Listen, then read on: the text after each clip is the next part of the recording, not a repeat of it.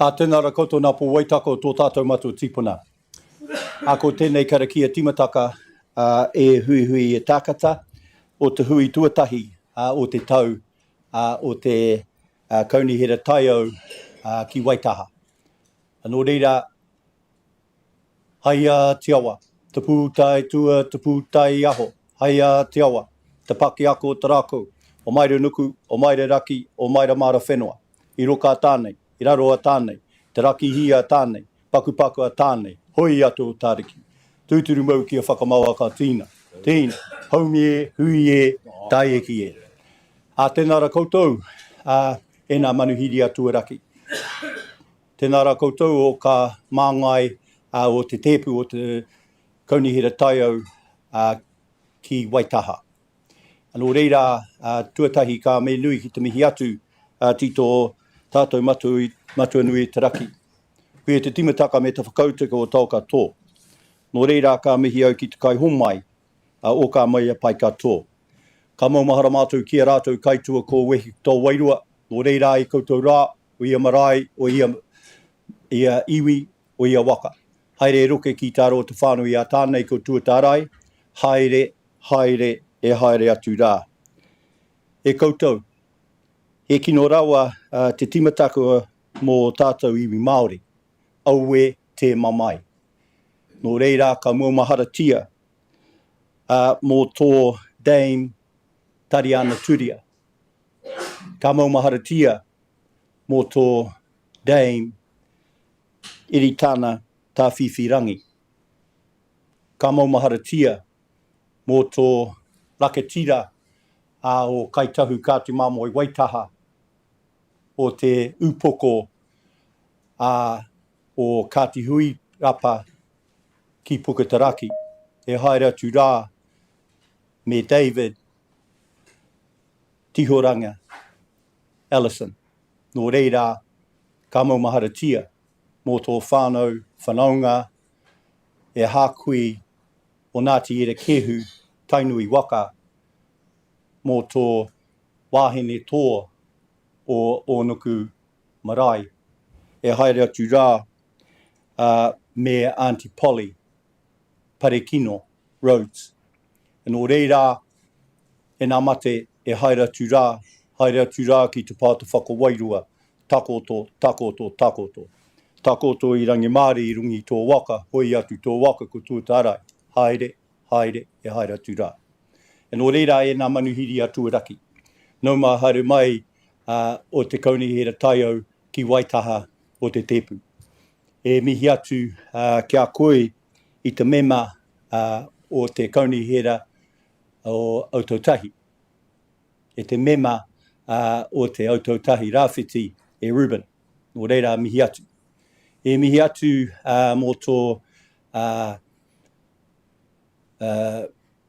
mema o te Community Board mō Aranui, e Pam, mihi atu, no mai.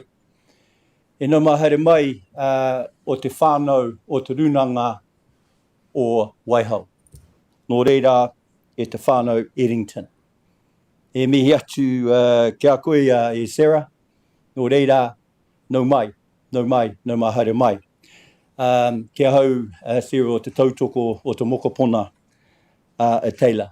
E Taylah Bentley me te Rōpū o Rakatahi. Nō reira, koutou rā, tēnā koutou, i mihi atu mō tō tiamana kai whakahaere o te kaunihera, mō tō tumuaki, koutou rā o nā māngai, tēnā koutou, e mihi atu kia koutou katoa. This is our first council meeting of 2025. And I wanted to acknowledge all that are here, but also those that have passed away at the beginning of 2025. It's been a bad year already for Tiwi Māori, particularly two dames, Dame Tariana Turia and also Dame Iritana Tāwhiwhirangi. Also to acknowledge the passing actually of one of our upoko, one of our heads down at Puketaraki, down by Karatani, from the Allison whānau, David Allison, and also just last week, our Auntie Polly roads from Ōnuku. And this council particularly, and we will always remember fondly, actually, and always do, about Ōnuku Ngāti Erekehu Tārewa as well. Also to acknowledge our manuhiri today, and to thank you for coming. I know that there's presentations. Also an acknowledgement of our youth Rōpū that have come here to tautoko Taylah, and to acknowledge your whānau from Turunango Waihao. You know, it goes back actually quite a long time, doesn't it? From your great-grandmother, your grandmother, mother, and that whole whānau, and what they do down in Waihao, and the immense work that they have actually carried out on behalf of our people. So on that note, as our first council meeting, I also acknowledge our ringaropa, our staff from Environment Canterbury as well. So to you all, e mihi atu, e mihi atu, e mihi atu, kia koutou katoa, kia ora. Tēnā koe tūtahaunoku mō tō mihi whakatūwhera nei o tātou nei hui. Tēnā koe. Tēnā koe hoki mō tō mihi ki ngā mate. Tēnei te mihi kia koe te rangatira. Kia ora koutou. Welcome to our 593rd council meeting. It's great to have you all here, and it's great that Nook's acknowledged our visitors that are in the room, those members of the public that have come to join us. Ruben, it's great to see you. To have a Member of Parliament in the room is an honour, so thank you. But also here to support one of our public forum speakers today, petition speakers. Yeah, and like Nook said, to all of our speakers that have come today, we've got Janice online as well. So we've got quite a bit to get through today. So it's a big meeting, annual plan, consultation document, and lots of other important stuff to do. So great to have everyone here. Excuse me. Kia ora.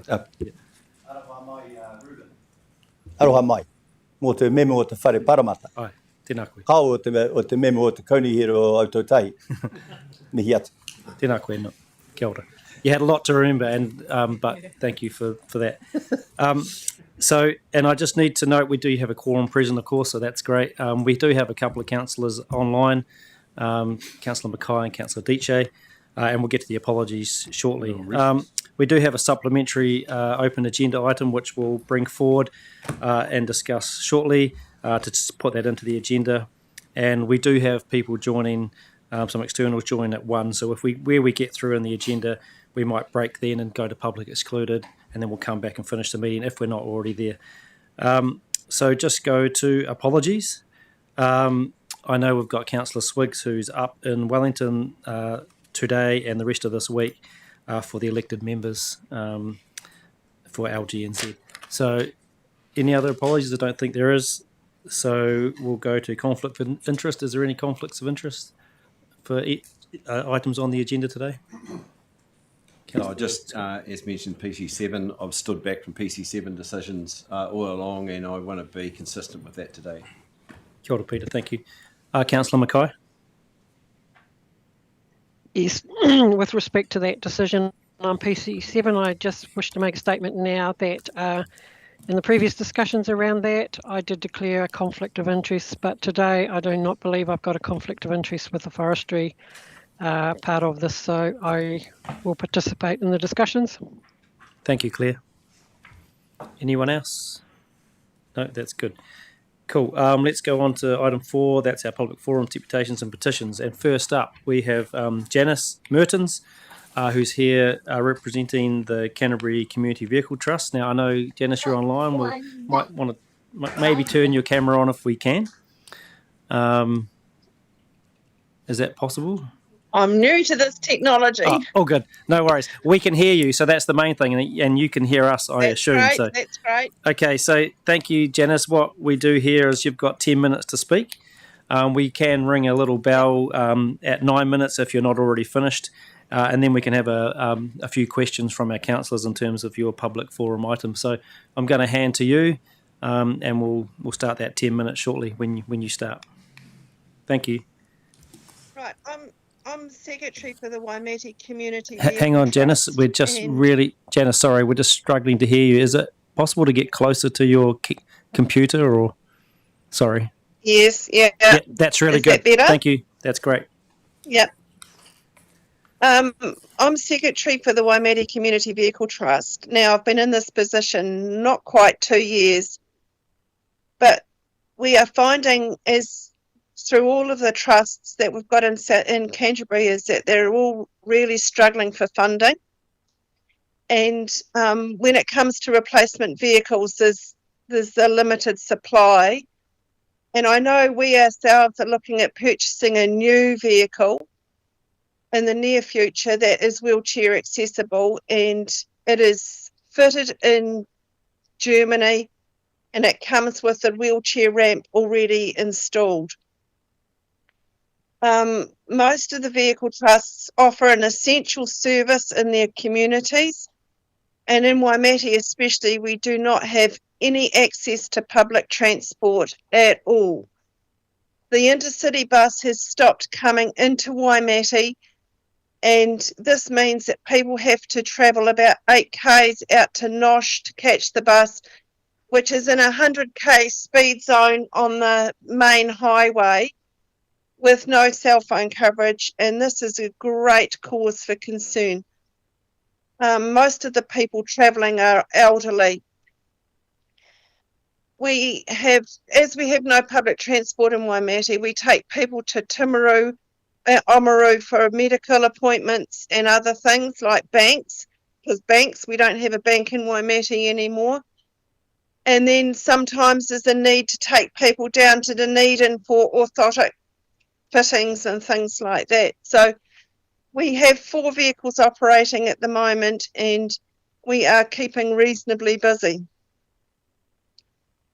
I have some figures here. Our vehicle since July last year has carried 2,858 passengers, and volunteer driving hours is 2,950, and out of town trips at 245, and that carries nearly 400 passengers out of town in those trips, because they usually combine.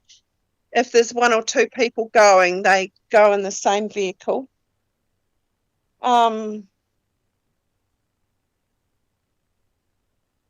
it's an essential service, because a lot of people do not have family support and can't get to appointments at hospitals and eye clinics and opticians and things. I have figures from the Cheviot Community Vehicle Trust. Up until June 2024, they had carried 137 passengers, travelled 30,000 k's, and had driver hours of 707. So there'll be quite a few trusts around that are in this similar position.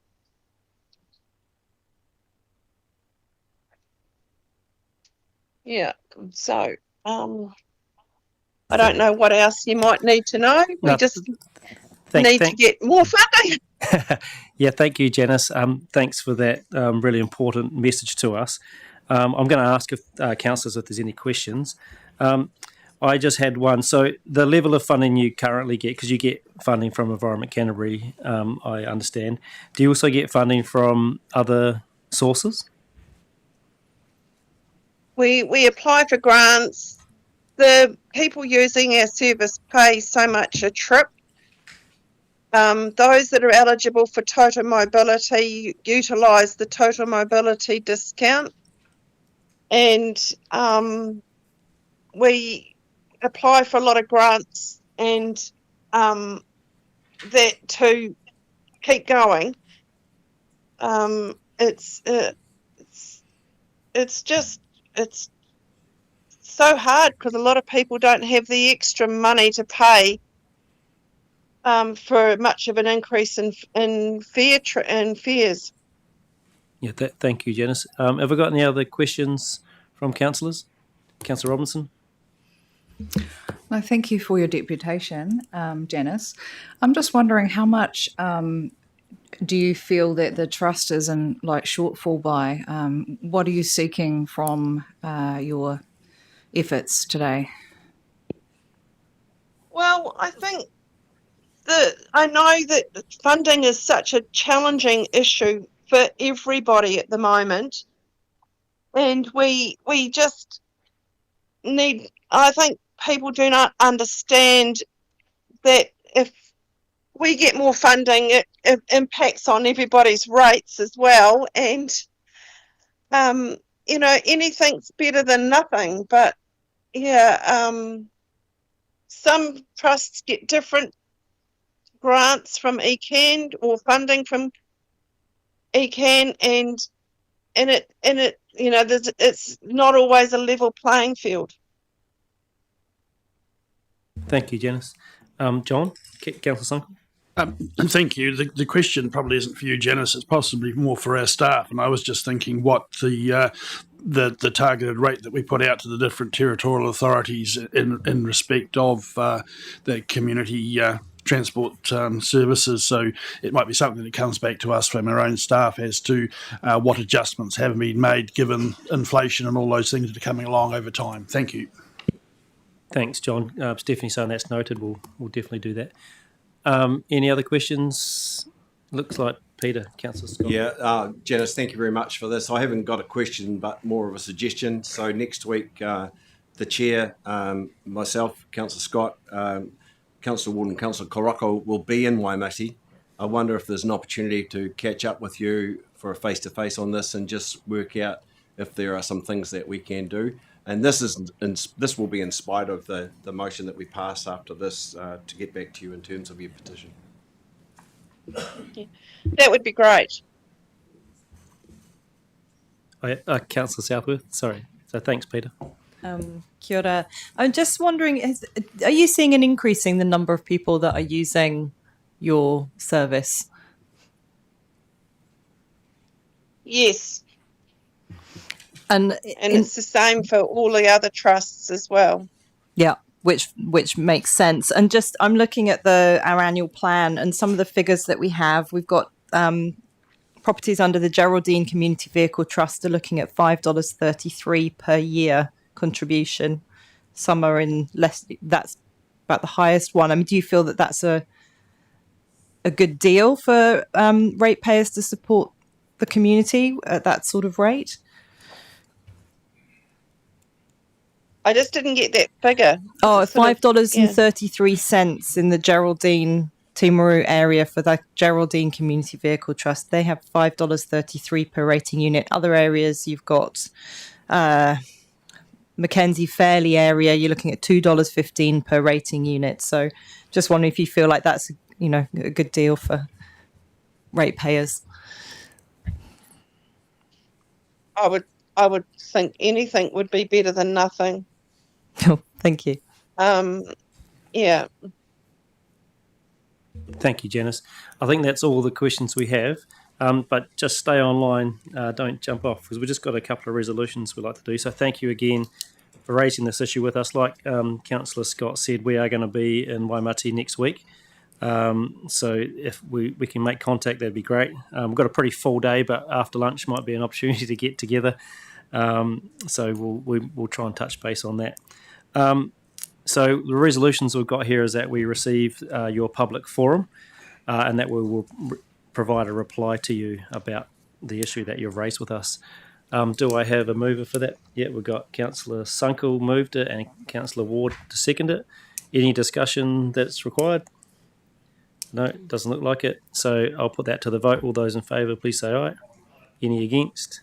That's carried. Thank you. So thank you, Janice. Those resolutions have carried and you'll get a reply from us as soon as possible. So thank you again. Thank you. And you feel free to stay online. You're able to listen in if you want. We've got a few other public forums to get through. I've got a 2.5-year toddler here to entertain today. So thank you. Probably not council. I think I might leave. But thank you for your time. It's been really good. Thank you. All good. Thank you. So next up, we've got our deputation from our youth Rōpū representatives. So we've got Taylah, Bentley, Eddington, and Joseph Fullerton. So if you want to come to the table, thank you for being here again. I know the work that you do with our council to represent the youth voice across Canterbury. So thank you for being here. And looking forward to hearing your deputation on the matter that we have in 8.2 on our agenda. So when you're ready, start out your presentation. As before, you got 10 minutes, and if you get to 9 minutes, we'll do a little bow. If not, we'll go to questions after that. So thank you. Over to you, Taylah and Joseph. Kia ora koutou. Thank you, councillors, for having us, and thank you to staff for your support. We are Taylah and Joseph from the ECAN Youth Rōpū, and we're here today to speak in support of option A for youth representation on council committees. Taylah will go first, and then I'll follow that up with some more content. So over to you. Kia ora koutou. So before I'd start my kōrero, I just thought I'd share my PPR real quick. So kia ora, ko Taylah tōku inga, ko Araki tōku mauka, ko Waihao Rauwa, ko Waitaki tōku awa, ko Taki Timu tōku waka, ko Kaitahu tōku iwi, ko Hatiatia tōku hapu, ko Waihao tōku marae, ko Mini Pāki tōku tupuna, ko Sarah tōku mama, ko Todd Bentley Rauwa, ko Jeremy Severinson tōku papa, ko Bentley Eddington tōku whānau. So hello everyone, for a little bit of context, I'm Taylah. I'm the co-chair as well as the Manawhenua Youth Rep for the ECAN Youth Rōpū. I'm here to share more of a personal reason why there should be youth engagement within ECAN and political spaces. Now, just to save us a little bit of time, I'm not as skilled as some of our other youth Rōpū members like Joseph, so I thought instead of pretending to be able to list data and stats, I'd share some real life examples and my own thoughts. I joined the Youth Rōpū in the beginning of 2023 when I was 15, and that was my first big step into youth engagement. I grew up on my marae from a young age. Down south, my marae is in a tiny place called Morven. When I was little, I would sit in hui listening to my mum and my taua. Their excuse was that I would have to sit in those hui because one day I'd be leading them. I assume they didn't think that was when I was 16, but yet here I am. Now, I know this isn't the usual pathway into spaces like that, and I'm lucky that working in governance was a when and not an if for me as a child, but for some that's not exactly the same. Today I thought I'd spend my time explaining and sharing something a bit different. Instead of talking about myself and why I joined these spaces, I thought I'd share some opinions and thoughts I've gathered from my own life so I can speak from a personal point of view. I moved to Ōtautahi at the age of 11 when my mum started working in treaty partnership. And when I moved, my academics and my behaviour dropped. This does leave somewhere, I promise. A lot of the other kids whose main goal was to make it to 16 to be able to drop out.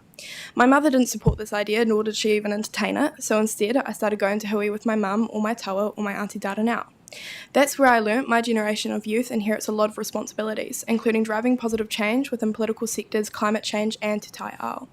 I stand here as a youth watching adults make decisions that will affect my generation more than their own. We sit here as a group of 16 kids, some in their early 20s, some in their teens, with the skill, drive and intelligence to break through challenges. I sit here as a Manawhenua youth who has been left without drinkable water on my marae, let alone the idea of swimming in our awa or gathering our mahinga kai. And that was a decision that was made without me there. To be fair, I was 5 when the issue of nitrates was raised in my runaka, but it affected me. It affects my older cousins who don't shower at our wharia because they don't want to risk the health of their pēpea. This is a real life example. Unfortunately, I don't have the understandings in darts or graphs to present to you, but that doesn't mean I want you to discount it. ECAN is here to look after the environment, but in Te Ao Māori, the environment and people function as one. If one thrives, the other thrives. The thing with environment is that it's not quick to change in any way, and I don't have to sit here and list those examples. We have them right at our front door: climate change, waterways and farming industry. Now, I promise my kōrero does lead somewhere. The leaders and change makers are the ones today who make the decisions are often in their mid-40s to late 60s, but this decision is not just for them, they're for their next generation. I'm going to steal a quote from Justin Tipper used at Onuku Marae: "A nation is not a blank canvas. That is the same for a future generation." When my fellow youth Rōpū members step into positions of power or are deciding where to raise their tamariki, they're making decisions based off what you leave behind. So even if having a youth rep on committees doesn't become a thing, I beg you all to remember that decisions you make or that your employers make are not for yourselves, but they're for the 16-year-old who wants to get into Parliament, or the university student studying law, or the 6-year-old who wants to grow up on her pa, swimming in her river and fishing from her awa. Your decisions now affect whether or not tamariki can afford to get on their buses. Your decisions now affect where irrigation is placed. Your decisions now affect where emergency flood banks are. Your decisions now do decide how partnership looks tomorrow.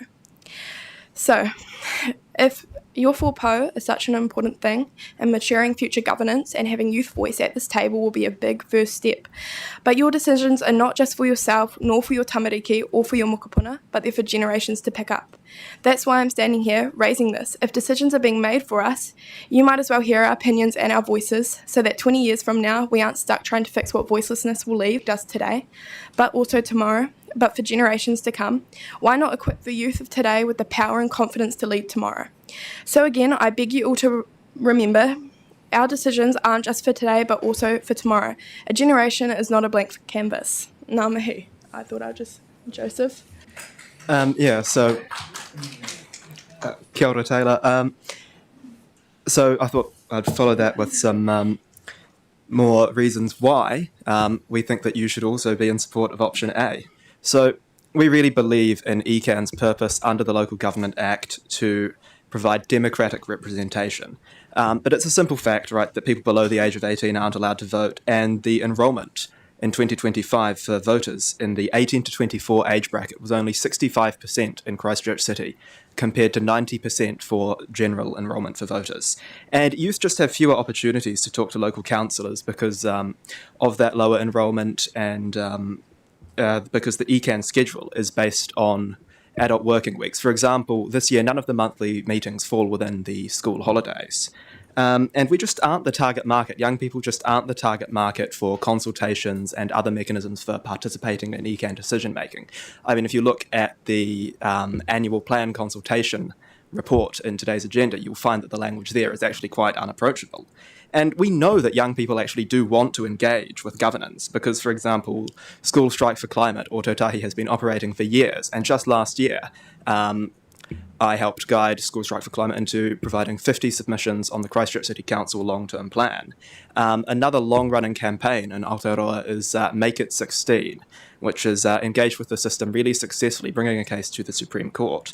And of course, we have a widespread system of youth councils in this country. You know, Taylah and me are here from ECAN Youth Rōpū. So we know that young people want to be engaged, but we also know that there are systemic barriers in place, and we want to support ECAN in overcoming those barriers and hearing from youth voices, especially because local government can struggle to communicate to young people. It's often quite difficult and nebulous as a term. Regional council, people can struggle to understand what exactly that means. And we see that frequently with surveys where young people get stumped by the question, what do you want your local politicians to be doing, to be focusing on? Having dedicated youth reps on your committees will help to support youth in communicating with ECAN and finding out more about what ECAN does and growing trust between local government and young people. And we do really want to support councillors in doing outreach. We know that a lot of you, in fact all of you, are doing great work on outreach to communities at the moment, but there's just less incentive to hear from younger people because often younger people just don't vote or just don't enrol to vote. So bringing on people who can be focused on those youth voices to committees will help ECAN materially in gaining youth voices and hearing from more people than they're hearing from now. And we know that you take your responsibilities seriously. We know that you're all trying. The majority of you are going to see less of the impacts of the decisions that are made here today than Taylah and me, for example, and for youth all over the country and the region. We'll live longer in the world that these decisions will create, and we think that the people who will be most influenced by those decisions should be able to meaningfully participate in making them. So that is why we're speaking in support of option A today as the ECAN Youth Rōpū, and we're really excited to have meaningful input into ECAN's strategy going forward, whatever form that takes. And we hope that this will be one of the many times that you take youth voices on board. Thank you so much for your time. Tēnā kōrua Joseph, Taylah. Mō tō kōrua kōrero, ai pāna tēnei kaupapa whakihirihira. Tēnā kōrua. So thank you. I'm going to open it up for questions from councillors just briefly. Have we got any questions? Councillor Burns? I do have a question, but I just want to say thank you. Awesome. And it's fantastic to have you here today. And long may that continue. And I certainly agree with you about decision making, although I have an open mind for the paper later on. My question is, Joseph, you're relatively new to this. How are you finding the engagement opportunity initially? Yeah, thanks for the question. As you know, I've been here before, but this is my first year on the ECAN Youth Rōpū. I was pretty keen on the opportunity, and I do really appreciate that you've provided the opportunity for young people to be able to participate in ECAN, but it is a little bit limited, and I think that this is the logical next step for youth voices on ECAN.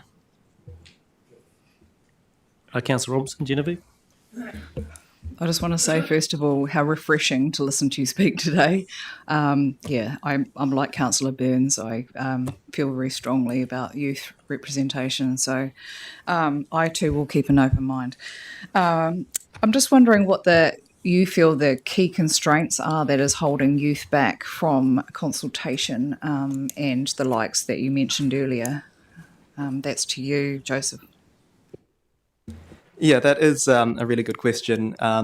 So a lot of consultations are focused on the Have Your Say part of the ECAN website. I believe you'll find that in the strategy for today for the draft annual plan consultation as well, that's going to be focused on Have Your Say. A lot of young people just don't know about Have Your Say on all council websites, and quite frankly, it's just not that appealing to a lot of young people to continually be on our computers refreshing Have Your Say every day to check for a new consultation. And a lot of young people are quite busy with school, with university, with needing to get money for those things and for doing other things to increase our opportunities for the rest of our lives. So it's quite difficult to find the time to even know about the consultations coming up. And then to add the second layer when you have to understand what's often quite bureaucratic and dense language on there, and then also having to form an opinion about all of the issues there. It's actually quite restrictive, and it's small things, but it adds up so that it's really hard for youth to overcome that initial barrier and start participating in that system. Thank you. Councillor Southworth? Yeah, thank you. Thank you for your presentation. And really interesting to hear your sort of korero about your the importance of youth in our decision making. But you spoke a lot about having youth voice, which both options A and B provide that opportunity. So what do you see as the main justification for actually going to the step of you having a vote at the table rather than option B, which is the voice at the table? Yeah, we think that it's actually going to be huge if it's option A rather than option B.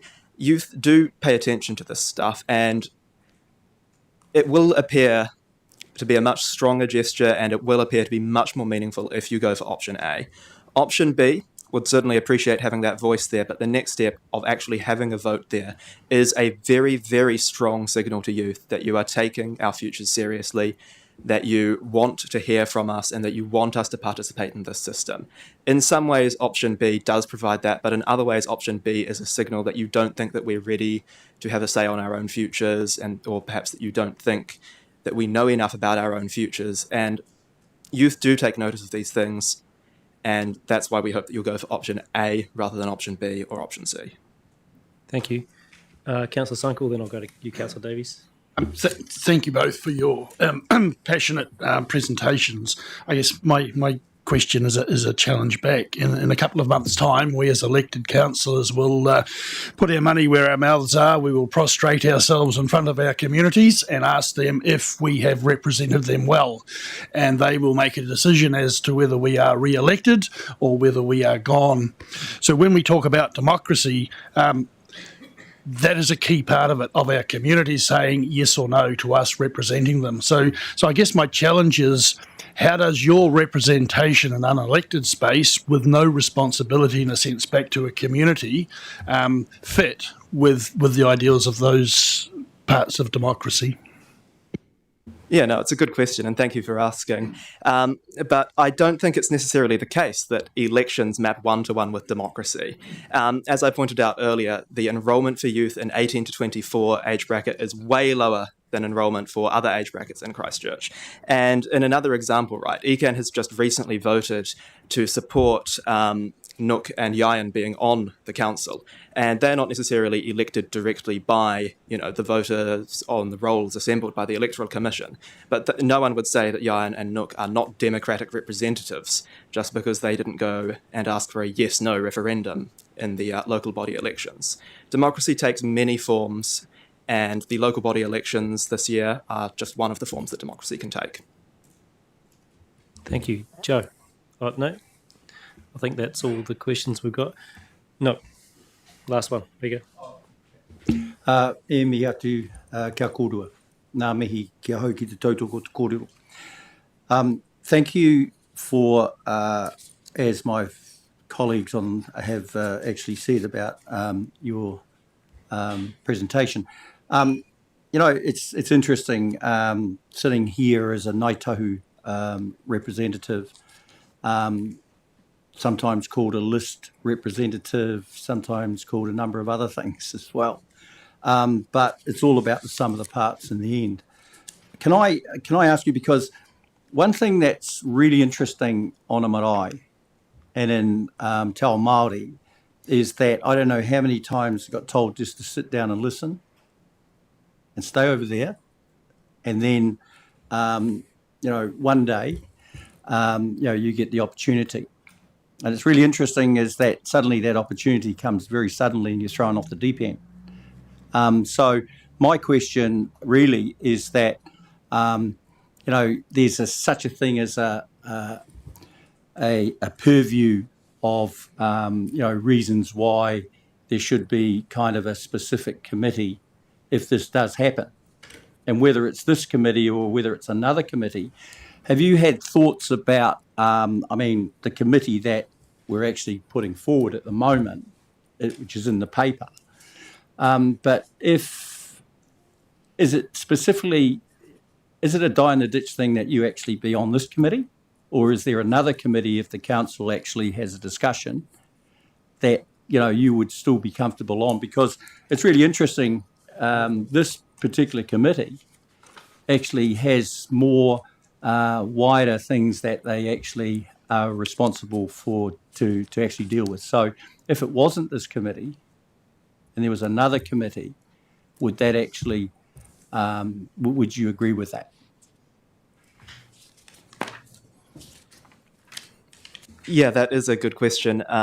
As what was on the paper today was just strategy and policy, that's the main one that we're thinking about. So we haven't got anything on hand for other committees that we might want to be on. But we actually think that the strategy and policy committee is the right one. We think that having that really wide ambit is actually exactly what youth need to be represented in local governance.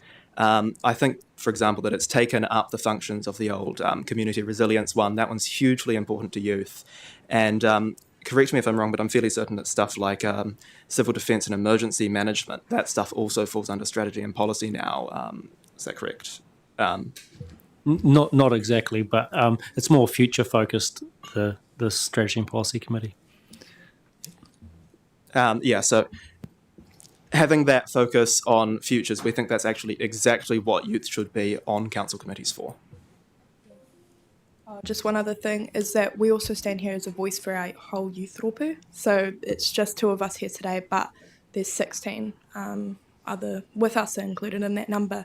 And we all have our own passions and drives for things. So some will see appeal in strategies and some will feel more appeal in on the groundwork, and that's something that we are managing within our Rōpū and making sure each Rōpū member is feeling shown, if that makes sense, and making sure we all have a voice and a place for that.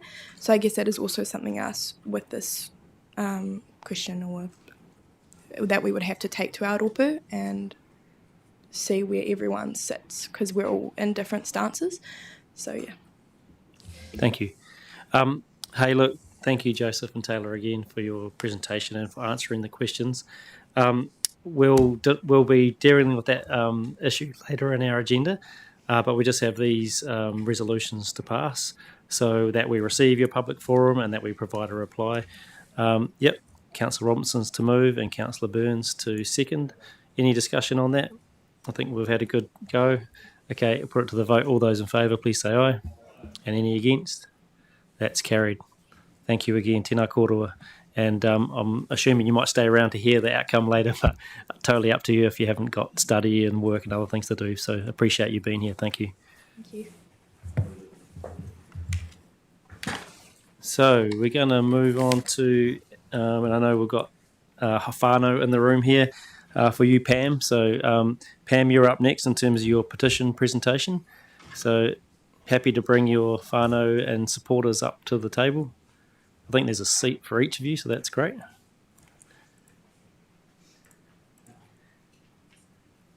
And so just while you're getting settled in, just to note that a petition is slightly different to the public forum and then the deputation we've had. So just to explain that a little bit, public forum is just a matter that people bring to council. They get 10 minutes and we ask questions. With a deputation, it's about an item that's on our agenda, which is what the youth Rōpū have just presented on. And with petitions, it's 5 minutes speaking time. That's in our standing orders. And then we don't generally ask questions, but I know Councillor Davies is pretty keen to acknowledge the work you've done. So we're going to do that. And then we just receive the petition. So I can come up and grab that off you, or we can meet over there somewhere. And then that's what we normally do for a petition, just so you know. So hand over to you when you're ready. I've got them, so whenever you're ready. You need to bring your chair up a bit closer. There you go. Take it away. Just, Rube, make sure the button's pushed in front of Pam. Yeah. Kia ora. Thank you for letting me voice what we need in Aranui.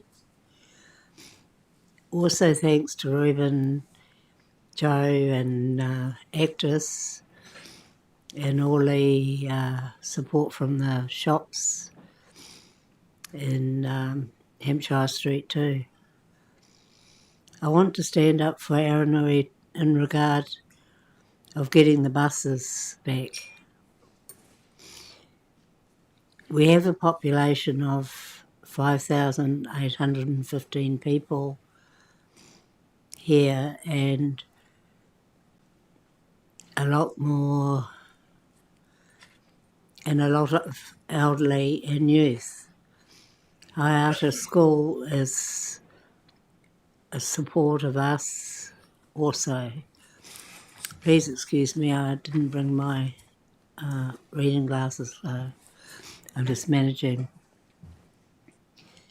Now my main concern is that the elderly can't walk to Pages Road or Wainoni Road, so they are stuck with taxis.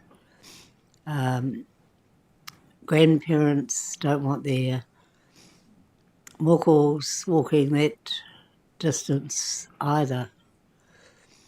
The school will benefit too. With the buses running back here, it opens a big area to people to get to hospitals, malls and movies. There is so much out there for the elderly and the youth and families. Without the buses, Aranui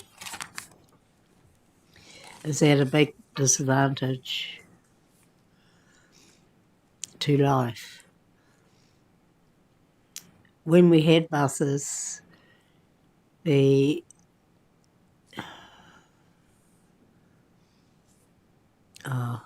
was a bit different than what it is today. I know the bus drivers were a bit scared to come down Hampshire Street, but all that's gone now, and I feel that Aranui really needs help. Aranui has risen up, and it's about time people helped us instead of leaving us in a state of being stuck at home in their own homes and people not communicating. It's very hard. Please help us to have a better and fuller life. And that's about all I've got to say. I've got about 600 signatures. My health hasn't been the best, so I was hoping to have far more than that, actually, but it hasn't happened. I'm open to any questions anyone's got. Kia ora, Pam. Tēnā koe.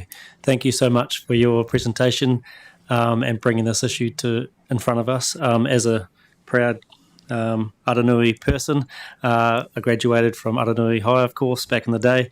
So it's great to hear about the issue that you're bringing to us, and it's awesome to have your whānau and support people in the room here as well. Now, I'm happy to pass to you, Joe, to make a statement. Kia ora. Yeah, just thank you very much on behalf of our council for the leadership that you've shown in your community of Aranui and East Christchurch as well. So thank you very much.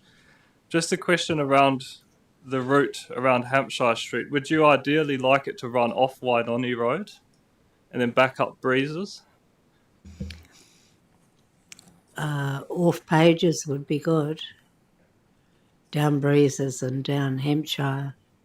Some of the old bus stops are still there. Down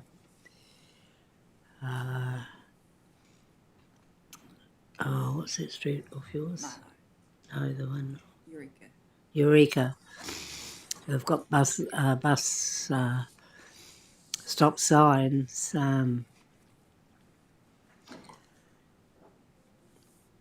Yes, it's very hard.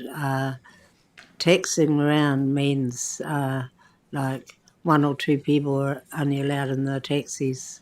They're cheap taxis, but it's not like a community can do things or families can do things.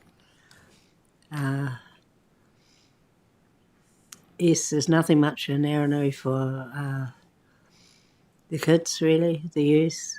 There is, we have got one lot in the Hampshire Street shops that help out, which is great, and we've got Jamie at the back with the boxing gym. But for actual family time, there's not anything really much. And then just a quick one as well. So what was the time frame you were collecting those signatures over?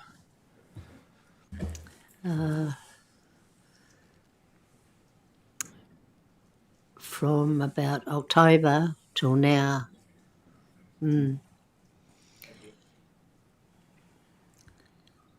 Kia ora, thank you, Pam. Now, I forgot that you might have had some extra photos to show. Do you want to do that, Ruben?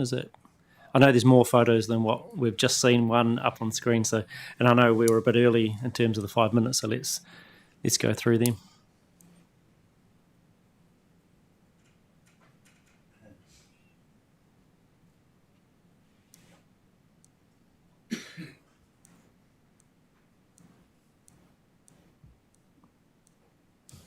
Cool, thank you.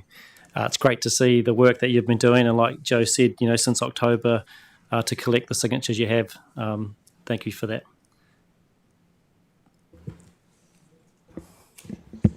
Kia ora. My name's Rachael Fonotia, and I'm from the Aranui Community Trust, and I have some staff, and we absolutely support Pam, Koha and whānau for leading this piece of work in Aranui. After the earthquakes in Aranui, our bus service stopped. It was a very well-used bus service up till then. And then we've found over the years, since the bus hasn't been there since earthquakes, it actually hinders a lot of people to be able to access and be, connected to different things outside of the community. We've got, in the community, there's 65% people that have a vehicle. 10% own a company vehicle. So there's a 35% amount of people in Aranui that have no transport. It's very much a walking community. People are connected inside the community, but we believe they can be better connected to services outside the community. Since the earthquakes, we've lost health services that people used to walk to inside the community. So our GP service that was possibly 400 metres up to a K inside our community within walking distance.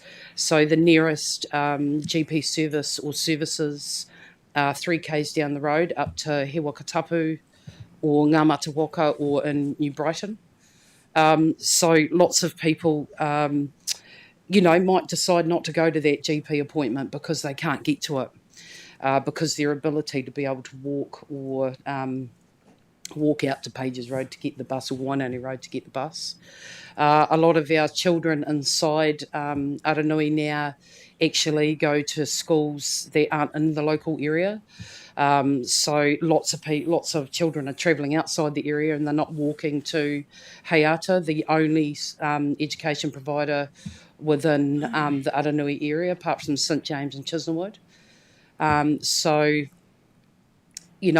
Sometimes people, aren't able to get to Wainoni or Pages, but I can tell you that it was a well-used service before the earthquakes, and then after the earthquakes, there was a reduction in the service by way of minivan coming into the area, and then it was just phased out. Why? I don't know. The same amount of people live in Aranui and Wainoni, so lots of people, Aranui, Wainoni, up to Kews Road, up to Woodham Road, sometimes would use that service to be able to access those areas. So, Pam, you've done an awesome job. So this is where we come on. I've said to Pam, you run the petition, and when it's time to amp it up, the Aranui Community Trust will come in and we'll up those signatures and we'll rally and absolutely support this to its next stage and what that needs to be in terms of presenting it or representing it to the councillors of this board. So, yeah. So, Pam, you've done a fantastic job, and now we'll come in, the trust, and we'll start to use our platforms, and we'll up that signature rate as well. Ruben's done a fantastic job in supporting Pam and whānau and the Aranui community to be able to do that. So, yeah, I just wanted to say that there's an absolute need. We've got the documents through analysis and community consultation, which says we've got the whānau voice and the community voice about bring the bus service back. They just don't know how that happens. But we knew we would have to have that conversation with ECAN eventually around how does that look, how does that work, what voices do we need, what documents do we need, what consultation do we need. So, Pam, you've kicked it off, so well done. And we'll be in behind supporting that now. Yeah, we always were, but we wanted a local member of community that uses the buses to be able to drive it to start with. And now we'll kick in. Yeah. Kia ora, tēnā koe, thank you. Ian, and then John. Yeah, thank you, and forgive me, I'm from out of town, but I actually, when the first news media got going about Hampshire Street, I went for a tiki tour to try to familiarise myself with what we're talking about. But to the Aranui Community Trust, is returning the service specific to returning it to Hampshire Street, or is it returning it to Aranui in some form, I guess? Sorry. I didn't quite get that. Sure, so the question was returning the buses to Aranui or returning the buses to Hampshire Street? To Aranui would be good. Yes. Yeah. Thank you, Ian. John? Thank you, Pam and team, for the presentation. Again, I'm out in Selwyn and been articulating for bus services in that space, but you have really clearly, in my mind, articulated why we have public transport and the need for public transport and the issues that your community faces. So thank you for your petition. Thanks, John. David, and I'll come to you, Greg. Thank you. As the other councillor for that area, I totally support your endeavours, and they're not confined to Aranui as well. There are parts of New Brighton, North Beach that people have been trying to accelerate some sort of increase in public transport. But I take particular note of a comment that Aranui has been stigmatised and it's hard to get past an image that's been conveyed for a long time. And that applies to not only Aranui but the eastern suburbs as a whole. For some perverse reason, there's been a stigmatisation of that whole area, and it pales into insignificance in terms of other parts of the city. So I'm very keen on seeing that label well and truly removed for Aranui and the other parts of the eastern suburbs as well, and totally support your endeavours to get something back into Aranui. Thanks, David. Just reminded us that we're making a few statements, which is good, and it's good to support people, but just be mindful of that. Greg? Yeah, I will try and be very quick. My 95-year-old mother still lives in Aranui. She was a student at Aranui High School. My family moved in there after World War One. Actually, my grandfather. So we're firmly entrenched in there. You mentioned Whakatapu. You mentioned the Community Trust as well. Awesome work. And I actually want to acknowledge what you just said then, Councillor Rees, because that's what I was going to say. It's not just about a bus service. We have the likes of New Brighton, we have Aranui, we have Wainoni, we have Bexley, we have Woolston, we have Waimate, Charleston, Phillipstown. For some reason, that area of town is either dumping spot for something that's not wanted elsewhere in the city, or the first place to lose services. So well, maybe we should stop talking it down then. Yeah, thank you. Thanks. Look, I think what I pick up is that we do have it in our future plans to do the future review of all the networks, so that is coming. It's not on our plate right now, but that is something that we know, because it's not only Aranui that's got issues with bus services, as we've heard. There's lots of other places. Other places are growing, and note that you're still going to carry on with the work going forward. So thank you again, Pam, and your whānau and the community for bringing this to us. And I'm going to come and receive the petition now. Thank you.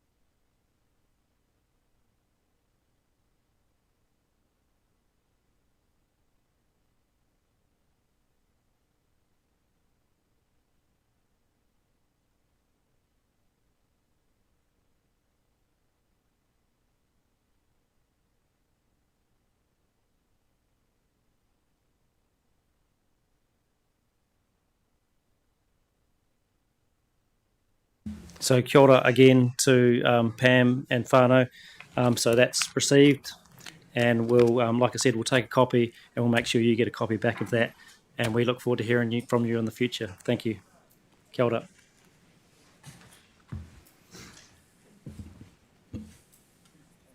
So up next we have second petition of the day. We've got John Russell-Hodge here. Thank you, and support person. So come up to the table, and again 5 minutes to speak, and then we'll. So when you're ready, we'll start the clock and all that. Thank you.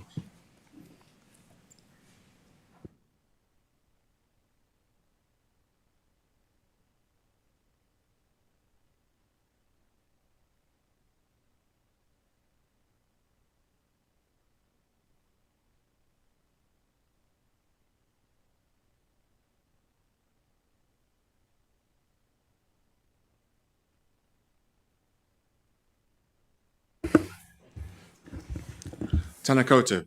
Thank you for the opportunity for us to speak with you today.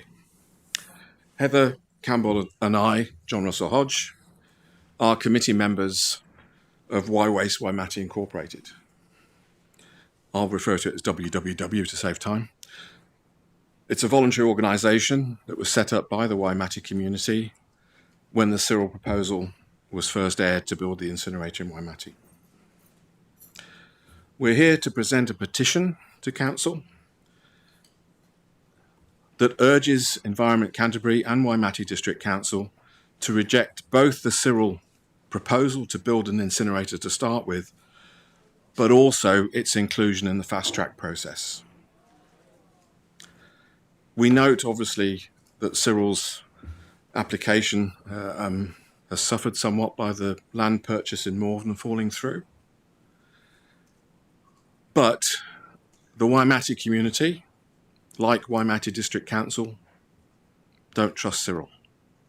I can't speak for you, but certainly the committee has had enough experience with Cyril not to trust them going forward. In other words, we fear Plan B.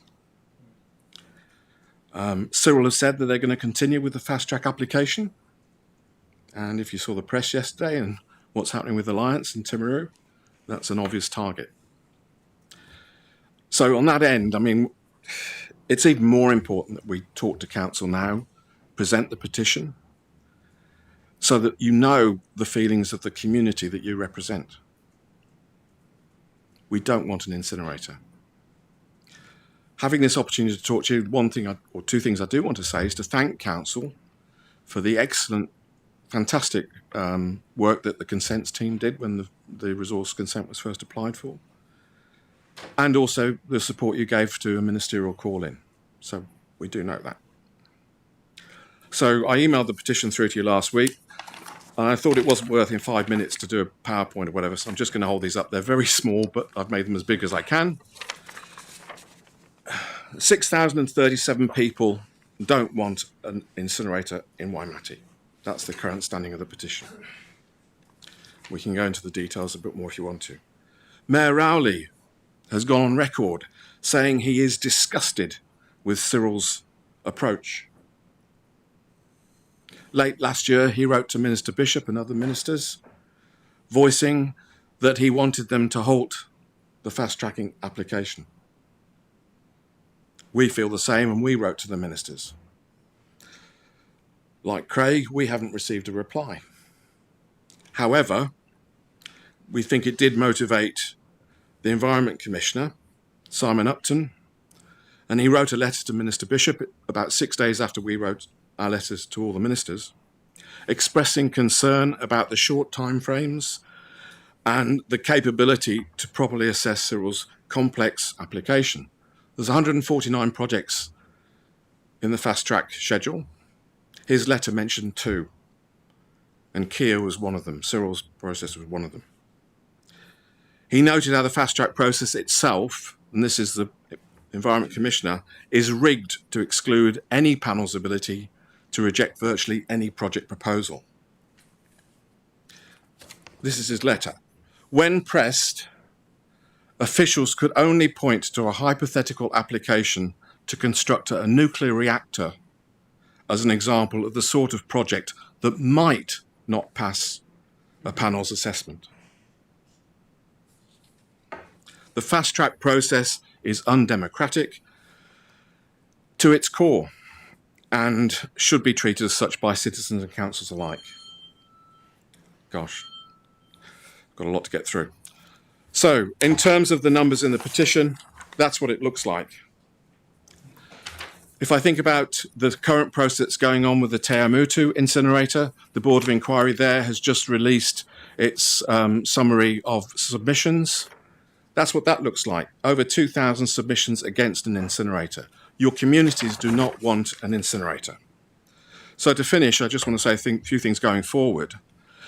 We realise Council has both a statutory and a representative role.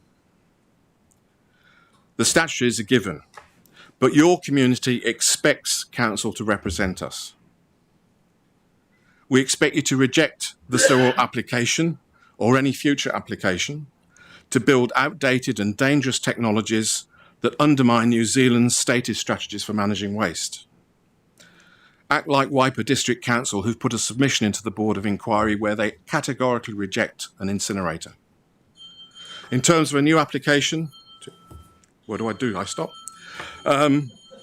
Please don't. That's it.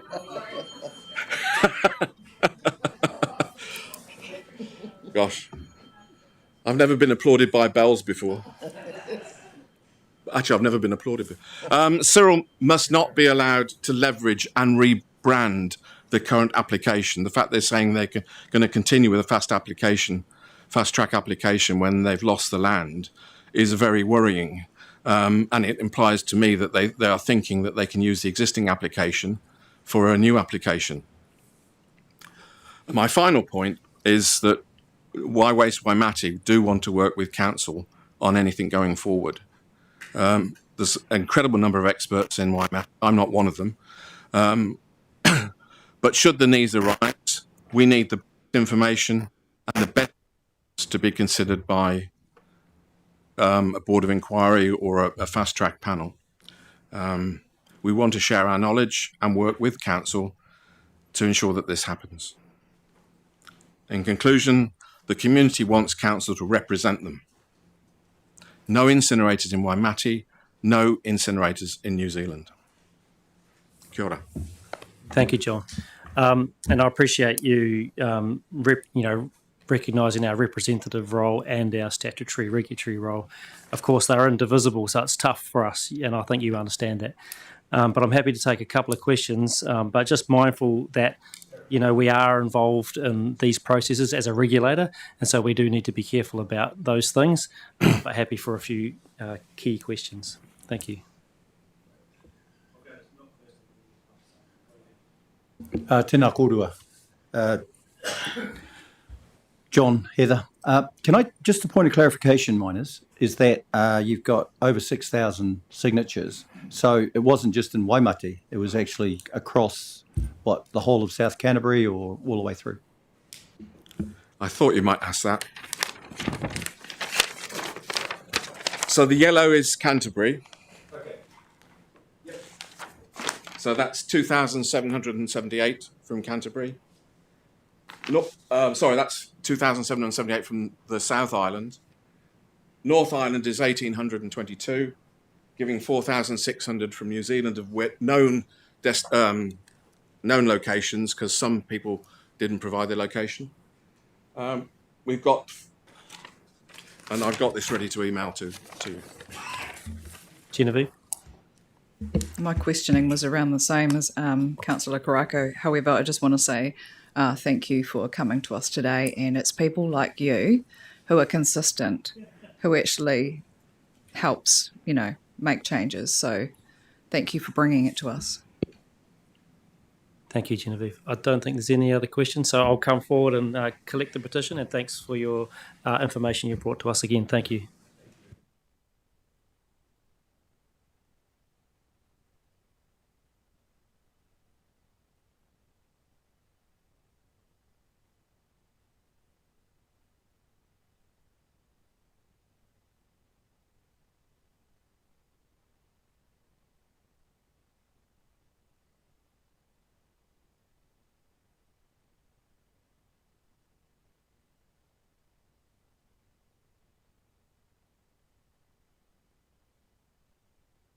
So thank you again, John, and sorry I didn't get your name. Heather, thank you, Heather. And so that's been tabled and received. Thank you.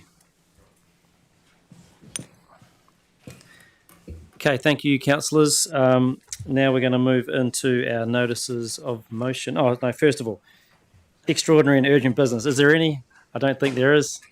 The next item on our agenda is the notices of motion. So we've got two of them. We'll go to 6.1, which is on page 7 and 8 of our agenda. Does anyone want a quick break? Are we all good? Keep going? We'll keep going. Good, all good. So on page 7 and 8, and we've got a notice of motion from Councillor Davies. I assume you'll move the motion, Councillor Davies. Have I got a seconder for the motion? Councillor Scott, good. Okay, well, I'm going to hand straight to you, Joe, to open the debate and present. Thank you. I was going to have AI write the speech today, but we reached a compromise. it writes the first draft, I write the final version, and neither of us take responsibility for the outcome. So Brian Johnson, that's a name kicking around at the moment, as this fantastical gentleman in America who is taking health science through his longevity research with himself as the guinea pig to a whole new level. Some people think he's mad, other people think he's a pioneer. Sounds like the American dream.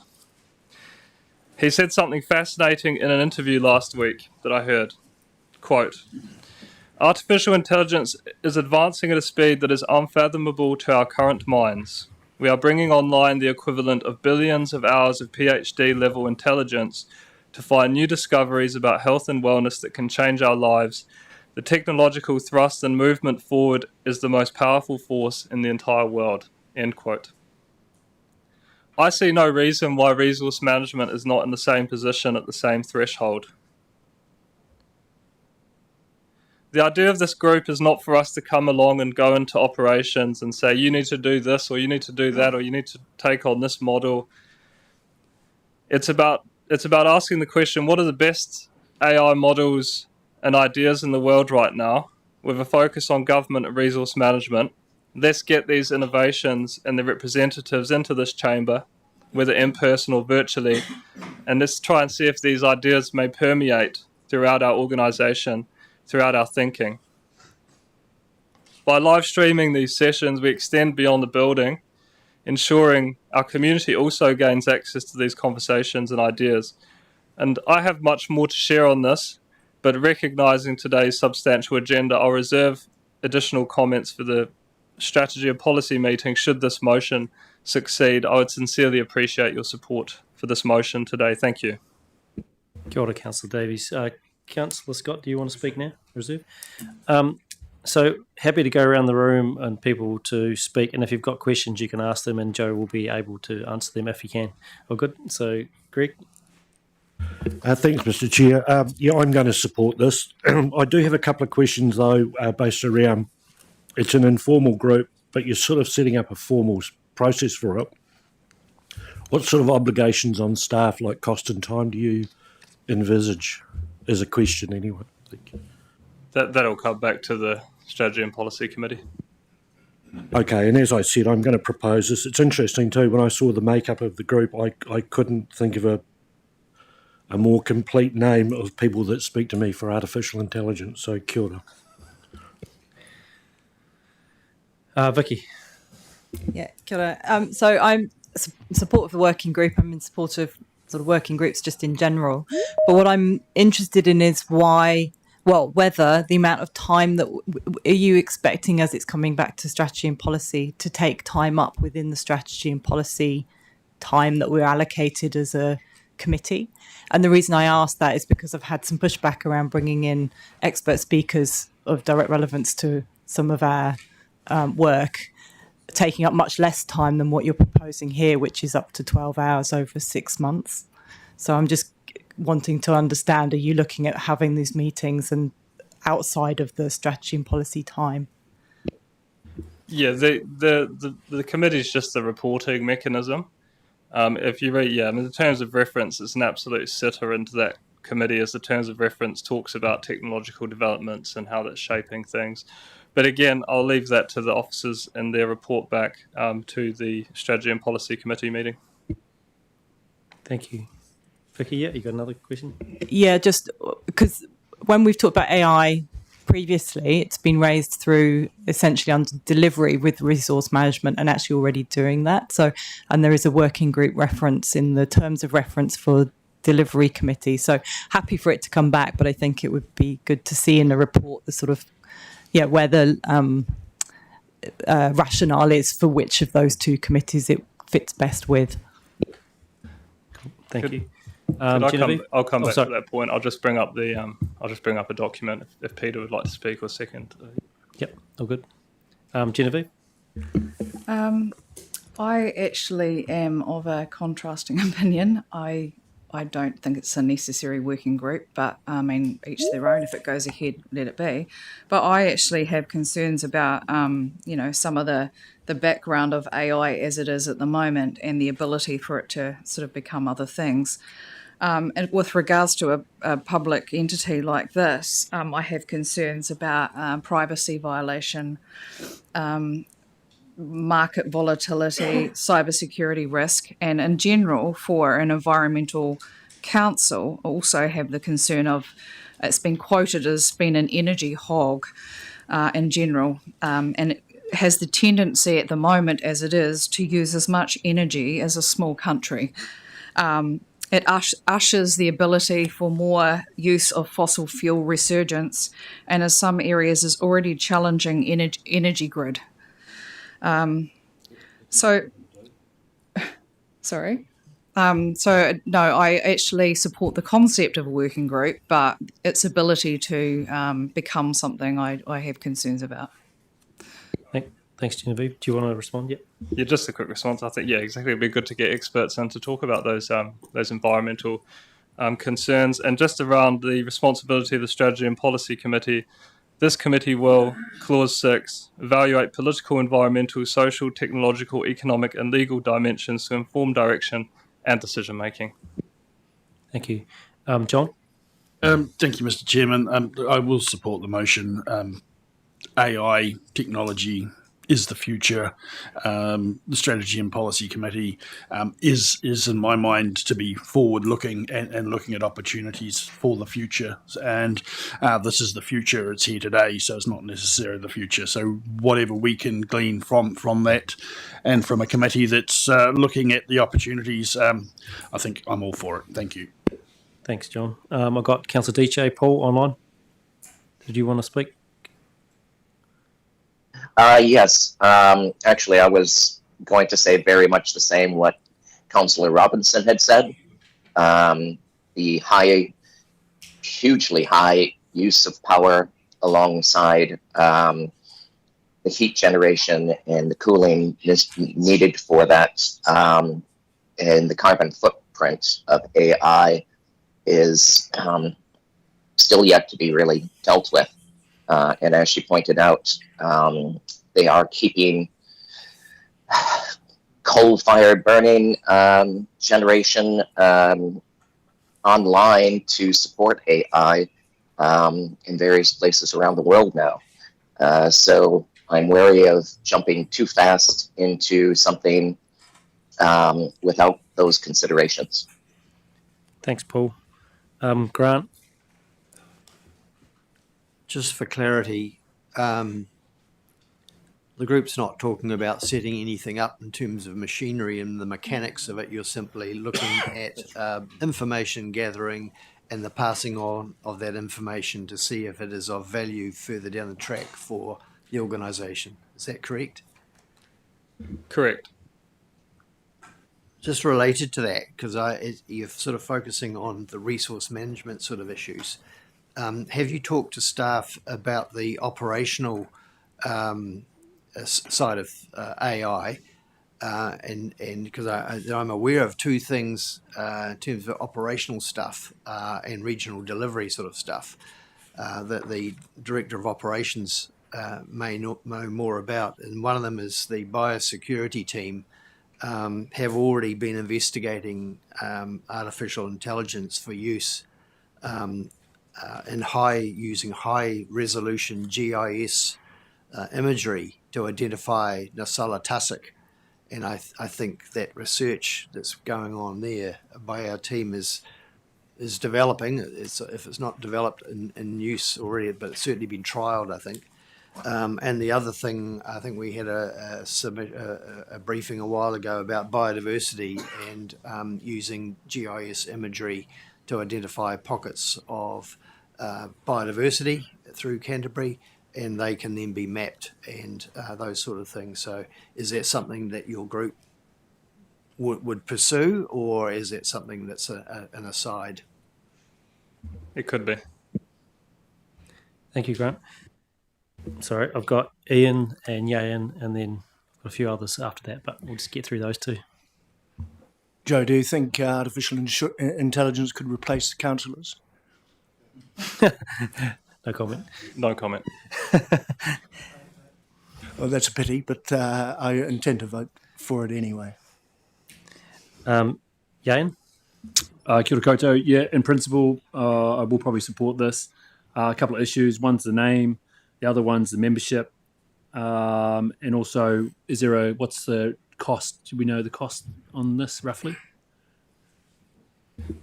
Yeah, the name's just pretty straightforward around what it is. The membership was the councillors who responded to me at the end of last year when I put out a call for interest, and cost will come back to that report in April.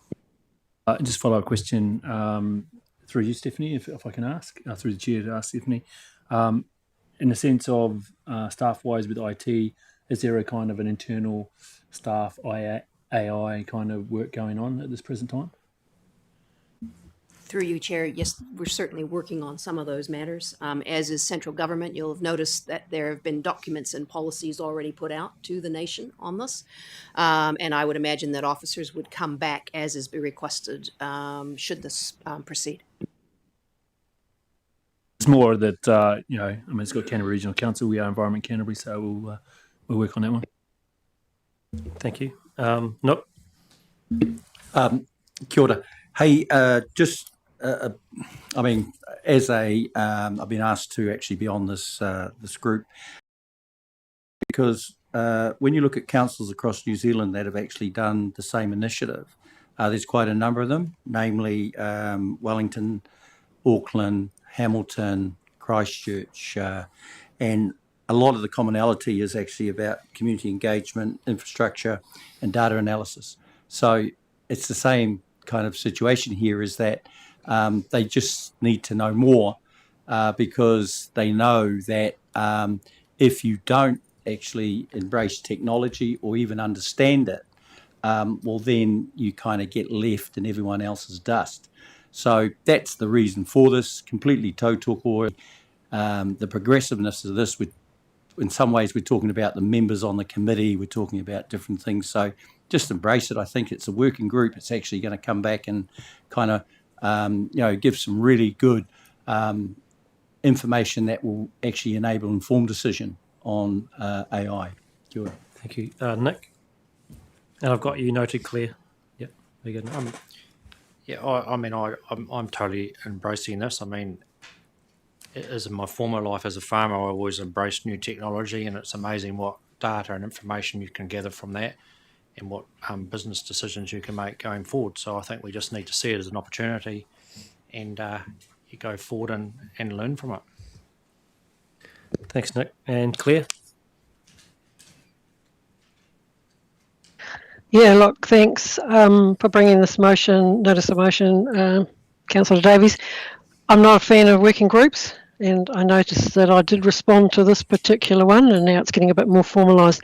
But I do actually agree with Councillor Karako's comments there around if we don't actually start understanding some of the realities of the technological advances, particularly AI, data collection, how this can be actually used, alongside the risks that are associated with it, be that cybersecurity or data security or whatever it may be, I think that we are going to get left in the dust. So I'm all for this notion of motion being supported today.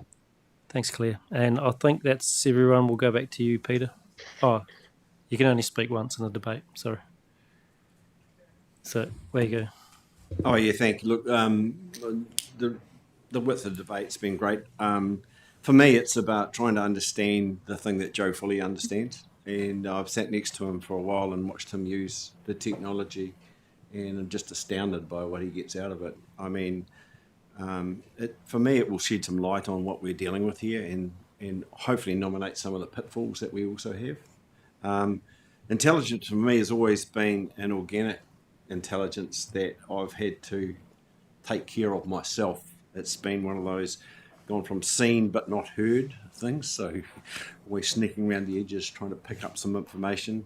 And that generation, I'm not alone in this room. I can see a couple of fellows that probably come from the same generation, and we've learnt through our experience and the research and the education and the time that we've had to put in ourselves. And I'm just astounded by he can ask something, and it may use in general, but I don't criticise that.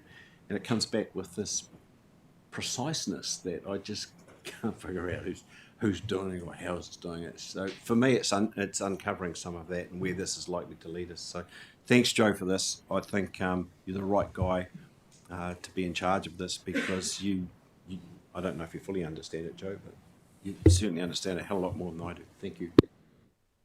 Okay, we'll go back to you, Joe. You happy?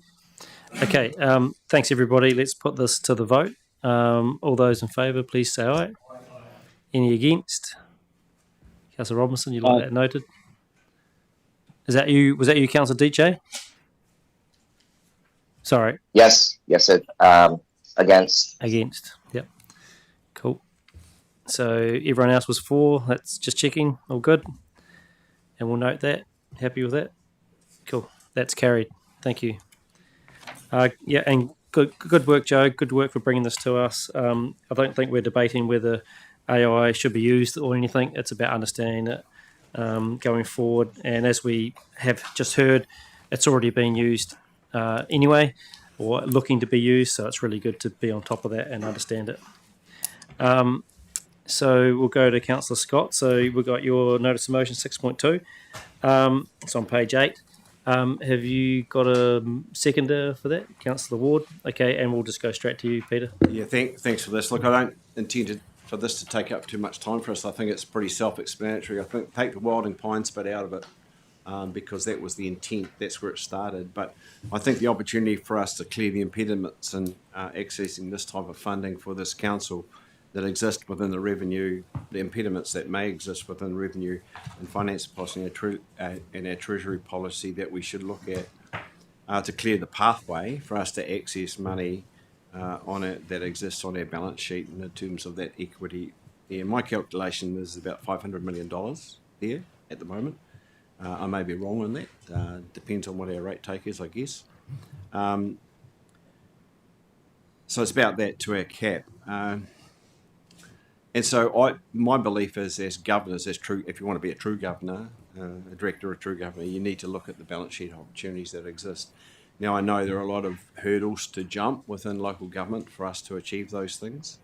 But to be clear about this matter would sit as a debt, as a liability on our balance sheet, but it will also sit as an asset with a collectible ability on the other side of that. Essentially, as such, would be we would be trying to set up a contractual obligation with a third party to pay this back. That's the simple bit, right? So that's part A. Part B is probably the more interesting bit. It's about how would you do that? And I certainly don't think that decision should be left in the hands of myself. But we've got audit and finance and risk. They have the opportunity to look at these things, so I think that it's an opportunity, and I'll be interested to see what the rest of you think. Yeah, we'll come to the questions of the procedural matter. If I could just raise a procedural matter about this submission. I was checking standing orders 27.7b, and just confirming that this matter of the conifers or the Wilding Pines was raised less than 6 months ago at the December the 11th meeting. Yeah, Grant, can I just jump in? This notice of motion doesn't mention Wilding conifers. It's not about that. It's about the loan ability. So even though it might be related to that, this notice of motion doesn't mention Wilding conifers. It does in the heading here, doesn't it? Oh. Well, no, it doesn't. Not on the agenda that I've got. Right. So it's nothing to do with Wilding conifers. We're saying it is related. Yeah, but this is specifically about Chair, at the start I said this started off there, but I don't see that as the main function of this notice of motion now. This notice of motion is about our balance sheet and about access to funds in this sort of manner under a contractual obligation to a third party. So that's what this is about. Yeah, it's about trying to understand whether that can fit in a policy. That's what we're asking you. Okay, then clarification. So it's nothing to do with item, the item on page 68, our resolution status, where there's some outstanding issues for staff to come back. Well, I think it's related, Grant. It's related. Yeah. It's obvious. Okay. But it's gone further than that, because it might not be about wilding pines. It might be about wallaby control. It might be about biodiversity funding. We don't know, but it's about the mechanism. Yeah, that's why Councillor Scott's brought it back to us, because he wants the mechanism investigated. Okay. And it may have an outcome that relates to the item you've talked about, for sure, when we get back to that and when we get a report back on that. Okay. Well, I think we've all been involved. It's all been in public. There's nothing else going on, that we're trying to understand it, and Councillor Scott's got every right to bring it back to us. I'd like to go to the mover of the motion, the seconder, and then we can go have a debate on it. Yep. Thanks, Chairman. I mean, Peter's pretty well covered off everything, but I mean, for me, it gives our organisation, Environment Canterbury, future opportunities for us to raise fund and have financing options for future projects for our organisation. It gives us opportunity to look at our treasury policy and give us some equity going forward, because we all know that we've got a really good balance sheet. It also gives us an opportunity to have a contractual arrangement with a third party where we know that the loan and principal will be underwritten and paid back over a certain amount of time. So I support this motion. Thank you, Nick. I've got John and then Greg. Thank you, Mr. Chairman. I too support the motion, and I took the opportunity at our Audit and Risk meeting to speak to our independent members as to the thinking behind this, and the clarity they gave me was that if we were to do it, and they had no issue with us doing it, but it did require us to tie down those contractual arrangements and to ensure that we did not get caught or left with the baby, figuratively. So as a mechanism to fund opportunities that our communities demand and things that we need to do, they saw it as a good way forward. But the I guess the fish hook is in the contracting at the end of the day. But without the mechanism, we can't go anywhere. So I support the motion. Thank you, John. Greg? Kia ora, thanks, Mr. Chair. Yeah, it's an interesting one. I'm of the belief that the balance sheet has been built up through the rates of the people of Canterbury, and that subsidising Crown projects, and while it's not about wilding pines, we know that that's an element of it, which in my opinion is a major responsibility of the Crown. I'm just a bit concerned about where this might leave us. But I'm also perplexed in that do we need to know, is it cutting off your nose to spite your face by not supporting it? But again, I'm really reluctant to sort of go there, because effectively what it means is if we end up with a 9-7 round the table, we could be supporting any third party to use our balance sheet, which I think is a real danger. Kia ora. Thank you. David? Thanks. I think some members might be getting a little sidetracked. I do support the notion that we're exploring mechanisms to use our balance sheet and nothing more. Should a proposal to, if that mechanism comes back with a positive application to use our balance sheet, well, any application will then have to stand on its merits and be considered. It just doesn't necessarily follow that we pass this motion and staff investigate the practicalities and possibilities of this mechanism, that it then naturally follows that it might get applied to wilding pines. Any approval of the mechanism would then have to go through a second stage of that application stacking up and making sure it's going to fit within our fiscal policy. Thanks, David. Ian?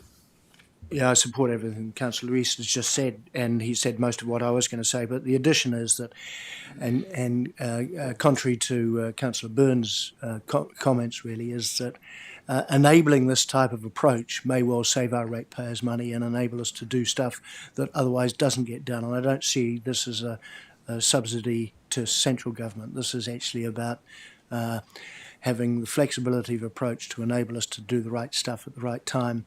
And the important part here is that it's talking about subsidiary loans. Thank you. Any other speakers? Genevieve? No, I concur with Councillor Burns on this. I feel like it's going to be for one project, and then it'll be become not commonplace anymore. It feels like there's just suddenly a potential mechanism in place that we can push for one concept, and it has never been brought up again before. It'd be interesting to know from staff, I guess, how often this could potentially happen for other particular projects. But yeah, I've just, at this stage, with not that much information, I'm saying no to it. Thank you. Grant? Yeah, look, I'm in support of it. You mentioned there in the motion the section 101(3), and it does describe a number of processes that you can go through. I was also looking at subpart 4. There's some clauses under the Act called borrowing and security, section 112. I don't know whether that's also something that you could be looking at, what other elements in terms of the financial strategy of the LGNZ that could actually apply to assisting in this process. It kind of, for me, it very much relates to the thinking that we've had for a while, and certainly something that I've been thinking about is the investment entity group that we had a couple of years ago about going forward and how can we improve our finances by using our balance sheet not only for loans, I suppose, but also being able to invest in things. So I think that's a discussion that could be part of this if it does come back to Audit and Risk Committee, that it's slightly broader, a broader look at our finance and treasury policy. Thanks, Grant. Joe, and then Vicky. Yeah, I support this just because the key word here is advice, and we're not looking to amend the policy. We had an interesting situation, interesting process come through regarding the matter we talked about, and we saw what happened and the response to that. And so this is going to be a learning exercise for the council. There's so many steps that need to go through to have an altering to the current policy as it is. So I support the intent of Councillor Scott today. Thanks, Joe. Vicky? Yeah, no, I support having this advice come back as well. I think potentially there's some useful opportunities, but I would also like in the advice, because we self-insure, and so while we think we've got this big headroom, actually how much headroom do we need in terms of our protection from an event where we need that self-insurance? And that's becoming a bigger thing. And I know also with some of the litigation going on around insurance companies trying to claim back as well. I mean, they're huge sums. So there's just making sure that we've got advice on that. Cool, thank you. Yeah? Yeah, just support the last two speakers. Once again, request advice from staff. So, in principle, I'll support this motion. Kia ora.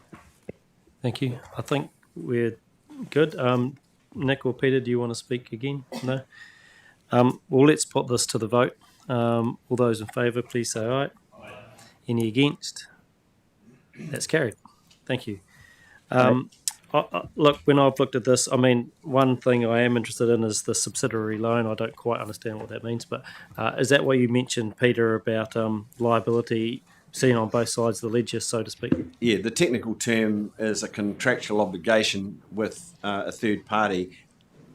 The finance people who are much smarter than me will give the right terms for the... And I'm also comforted by the fact that it's clear around central government and the Local Government Act. So, I mean, what you said, Greg, is, it's more tight than that. So thank you. Yeah, that is right. Yeah. Okay, we're on to... actually, I've remembered something. We're going to do 8.4. So we're just going to bring in our supplementary paper that I mentioned at the start of the meeting. So we just need a resolution here, and we'll bring it up, to receive and consider the supplementary paper at this council meeting, which is receipt of Wild and Conifer International Visit Levy funding boost. Do I have a mover for that? Councillor Ward. Yeah. Do I have a seconder? Councillor Edge. Any discussion needed? It's just to bring this paper into the thing. It's not deciding on it. It's just to bring it into the meeting. All those in favour, please say aye. Any against? That's carried. Good. So we'll bring that. We'll pick that paper back up later, and that becomes 8.5 on the agenda. So we're going to go back now to 7.1, and that's our unconfirmed minutes of our council meeting in December. Have I got any discussion to be had on this? No. So we'll put the resolution in, and that's that we confirm the minutes from our meeting on the 11th of December. I'll move that from the chair. Do I have a seconder? Yeah, Councillor Scott, thank you. Any discussion needed? You want to discuss this? Yeah, I just need. Yep, cool. Just a correction, actually, on the minutes. Yep. Just in the first part, the Karakia Mihi Whakatau. Yep. William Toe. Yep. Aka.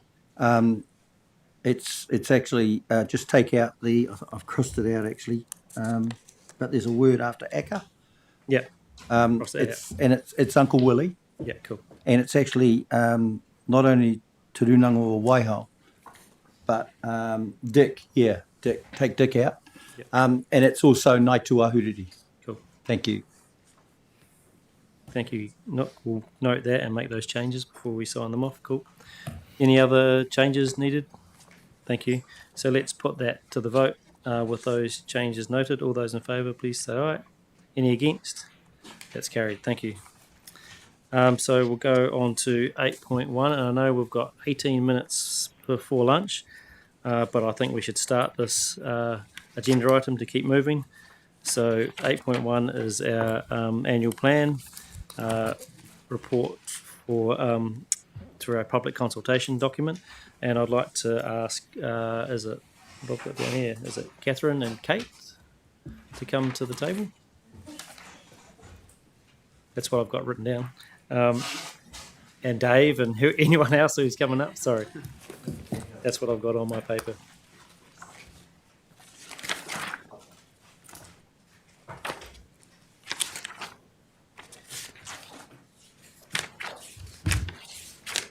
And I'll hand to you to open it up. Thank you. Okay, good afternoon, councillors. So I'm pleased to be able to give you the consultation document for the annual plan 25-26 and proposed changes to our consents, fees and charges, and a copy of the draft annual plan itself. We're seeking council's approval of these two documents today so that we can commence consultation with the community this Friday, the 28th of February. This consultation will provide council the opportunity to hear back from the community on the draft annual plan and in particular proposed changes to our public transport service and our consents, fees and charges compared to what we had said for these in year 2 of the long-term plan 2024-34. I'll just make a couple of brief comments. So, as has previously been discussed with councillors, the organisation faces a number of financial pressures and risks. You will recall that year 2 of the LTP forecast a deficit of 3.3 million based off 362 million of revenue and had an assumed total rates revenue increase of 15.5%. The proposed annual plan for consultation has reduced revenues and costs compared to year 2 of the LTP, shows a deficit of 4.9 million and includes total rates revenue increase of 9.9%. Thank you, Dave. Carol? I'll just recap that we're putting these to you today for adoption for consultation. The consultation would run from the 28th of February to the 3rd of April. Submitters will then have the opportunity to present to council at hearings to be held in early May, following which council will then be able to deliberate on the draft annual plan and the consents, service fees and charges in late May before the documents come back to the council at the end of June for final consideration. So at the moment we're just asking for approval to proceed with consultation, and the decisions on the annual plan and the fees and charges will be made at deliberations and thereafter. Cool. Thank you, Carmen. Any questions from councillors before we go to the recommendations? Yep, Vicky. Yeah, so I've just got people to have in their head a particular date, and that it just closes at the end of that calendar day, which is midnight, and that's often how many other consultations run. So I'm worried that people might miss that, and I know there are, we see it in the press when the government does its submissions, that the computer crashes because everyone does it at the last minute, which is human nature. So yeah, I'm curious about that. That's my first question. Okay, through you, Chair. We have set it at 5 p.m. because it actually has to be, the system gets manually turned off by a staff member. It doesn't automatically close off, but we do have a process to allow for late submissions to come in if necessary. But that's why it's set at 5 p.m. That's crazy, given the conversation this morning about AI. And we've got a manual shut off on a digital system. There we are. Okay. Yeah, I could do it. I'm often up at midnight. So, but anyway, thank you. And the other one was, is it possible to, or are we already intending to have an easy to print at home black and white copy of the consultation document? Because I know some people do like just it's easier on the eye. I can't imagine many would print the whole annual plan, but the consultation document, but without the photos and things that just eat through people's carbon. We haven't actually, kia ora, councillors, we haven't actually developed a separate designs document, but the version that will be available online, will be printable for people who prefer a hard copy, and we will have hard copies available in limited numbers. I think it's not unusual to have an easy to print version, just because it really does churn through the printing carbon. If you have all those photographs, which we're quite photo heavy, which I get because it's a nice look and it's easy on the screen, but for doing a black and white print, I would have thought it could be quite easily done, and it would be nice if that were possible. I think we have done it before. We can note that, Vicky, and see if we can get a follow-up. Thank you. Are there any other questions for the team? Oh, sorry, and Councillor Mackay online. Yeah, just wanted to raise the concern I have around the comment on page 15 with regard to motor move and the alignment with the fare increase, and just wondering whether by writing it in the way we have there, the first sentence, particularly of the bottom paragraph, whether we're actually tying ourselves into a position which we may wish to revisit. Thank you for bringing that to our attention. Yes, we can amend that wording slightly under the recommendation number 3, that the Chief Executive has the authority to approve minor changes to words.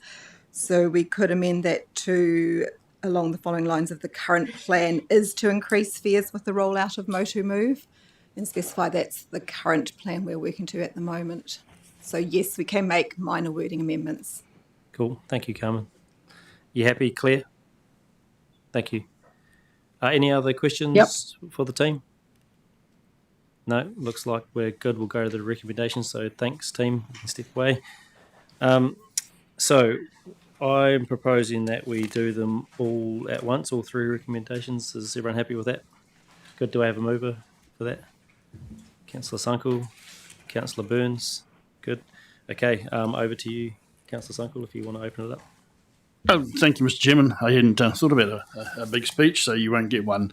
I am pleased that when we came into this conversation, we were looking at a double-digit rate rise, and I commend staff for bringing us back to under 10%, marginally under, but has been a significant piece of work to get us to that point.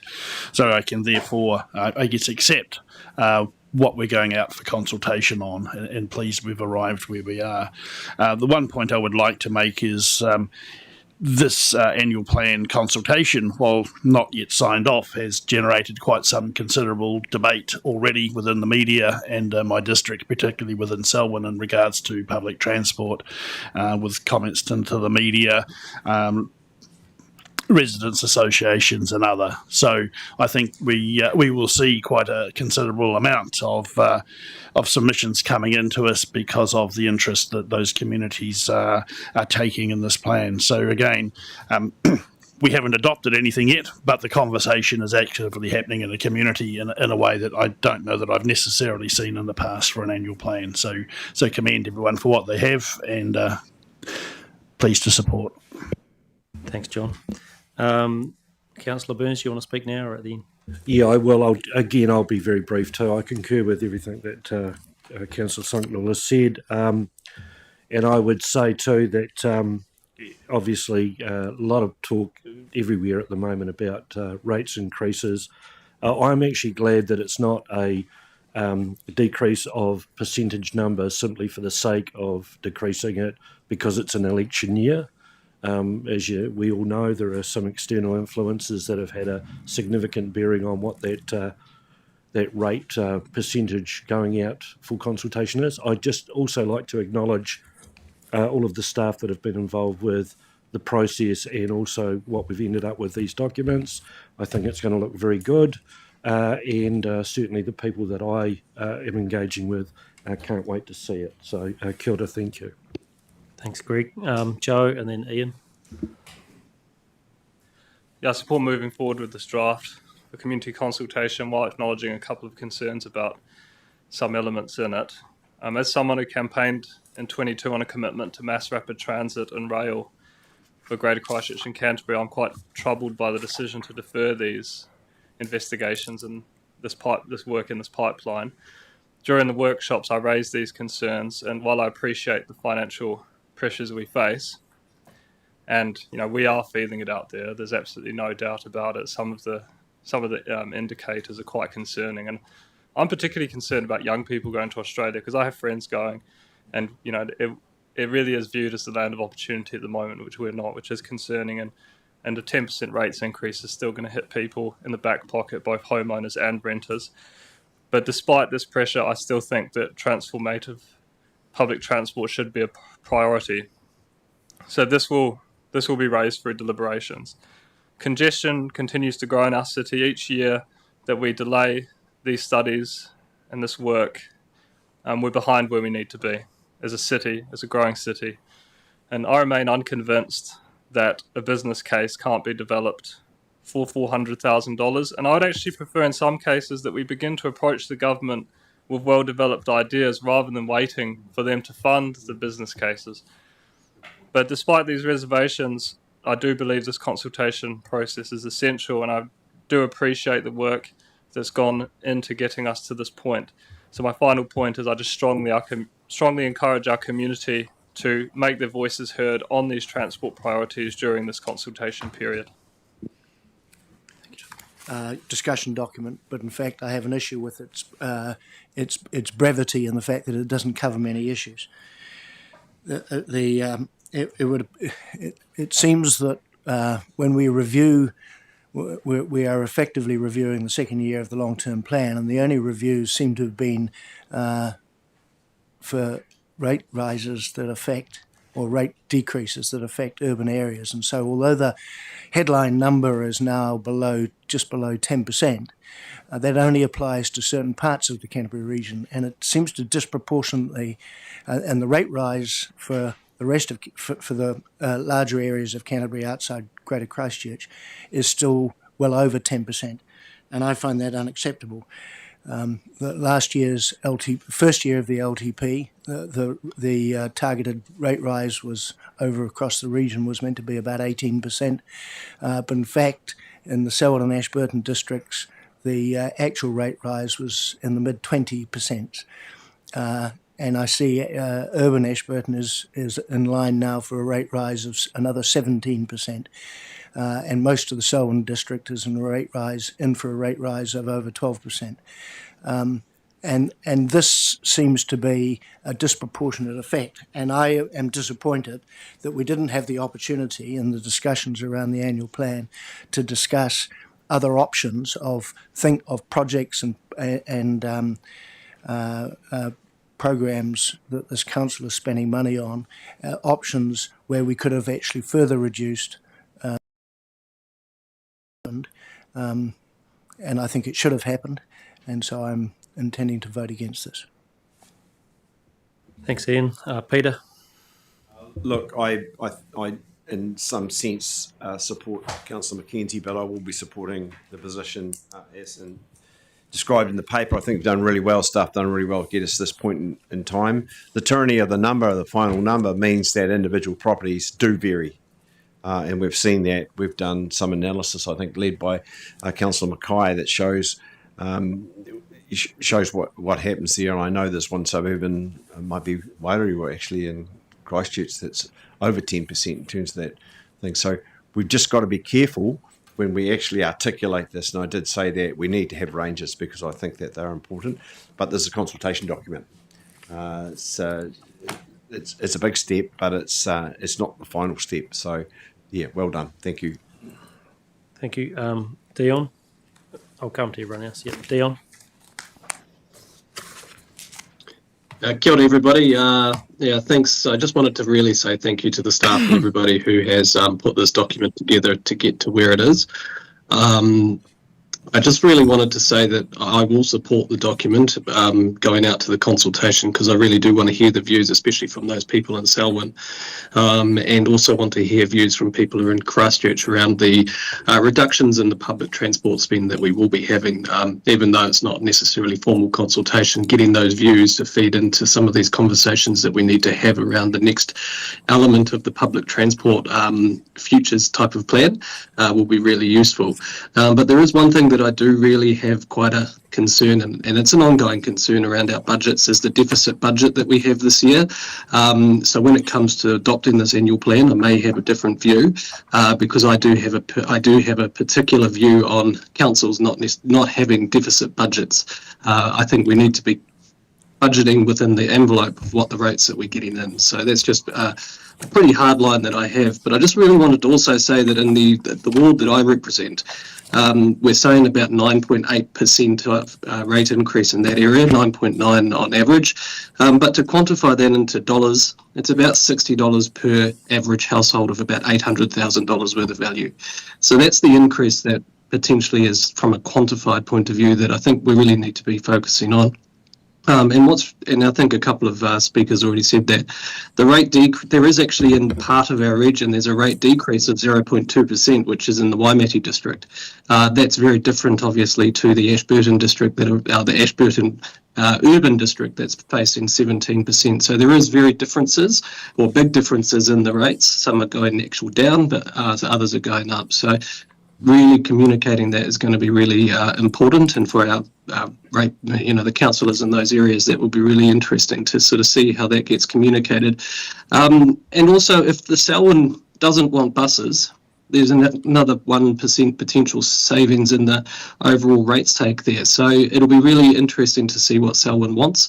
They've asked for it, now they've got the realities of the cost, and let's see this moving forward. But I do want to also have a caution, and I'm really pleased that this council isn't doing it, and I think there's a collective, a good piece of work that from councillors and from the staff around, we're not deferring debt payments like some other councils are doing, and on putting that burden onto future rate rises in future years. If you look at our rate rises potential in the next 3 years, they are progressing downwards quite considerably, and I think that's a really good budgeting tool that we've been using there, and quite a lot of discipline in that. Because in the light of what may happen in the future with rates caps, if we don't budget effective now, we may have some real big challenges, some really hard decisions to make. So happy for this to go out to consultation. There's a few elements there that I'm concerned about, and also sort of really looking forward to feedback on. But thank you very much, everybody, for the work that you've done. Thank you, Dion. Just mindful that it's 1 minute till we have to extend. Just going to get the view of councillors. Should we carry on and just finish this item? Yeah. And then have lunch, and even if that's a bit late. So yeah, I'll move that we do that. Cool. Chair. So Peter, you'll move to extend. You'll second that. Cool. All those in favour, please say aye. Yes. Cool. Against? What lunch? You all that noted? Cool. Okay, let's carry on. So we've got Grant. Thanks, Chair. Just carrying on a little bit of the sort of theme that Councillor Swiggs has talked about. There was some interest in a response to some queries that I made about general reserves replenishment during our briefing sessions. in reserves in terms of general rates, that's a rate that is collected from all rateable properties within Canterbury, and they can be rural or urban, and obviously the rates collected for that is dependent on the capital value of each property. It was decided in the long-term plan that we'd replenish the reserves, or that particular general reserves, over the next 10 years, or the 10 years part of the LTP, at an annual rate of about 2.5 million, effectively to try to get us back on track. Because we always have, unfortunately, some issues that arise during a year that are unbudgeted, and that could be things to do with legislation, dealing with consents processes, and addressing cost increases.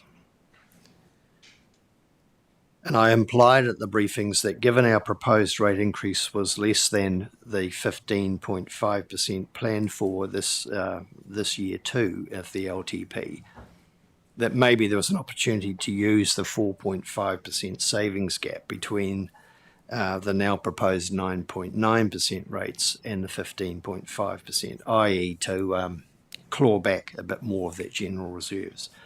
However, I'm satisfied that this current proposed 9.9% has allowed for replenishment of 2.2 million, and that's great, but doesn't fully address the commitment. But I think we're not going to be, this isn't being considered in the consultation document, but it's something that we might want to think about later on.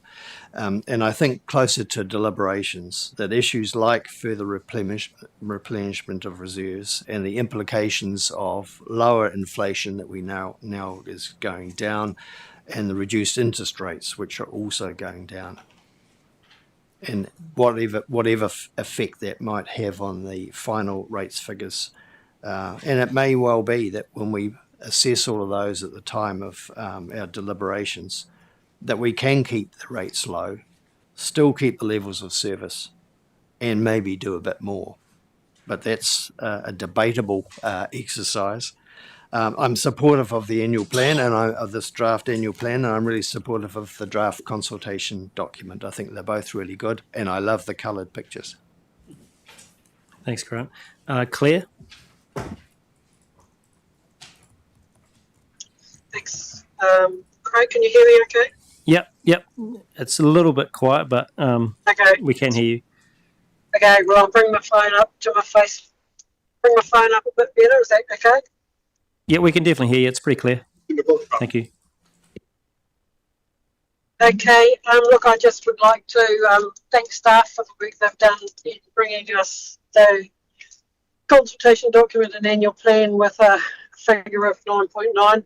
Look, let's be honest here, I would like to see it much lower. I do have some sympathy for Councillor Mackenzie's concerns with regard to the opportunity for Council to revisit some of the stuff in year two. However, I think that still could lay on the table, particularly if submitters provide some feedback. So it does give us opportunities to perhaps revisit some stuff there. I'm going to support this going out. I don't very often support consultation documents going out, but and mainly because I think it's important that part of it includes the fees and charges consultation as well.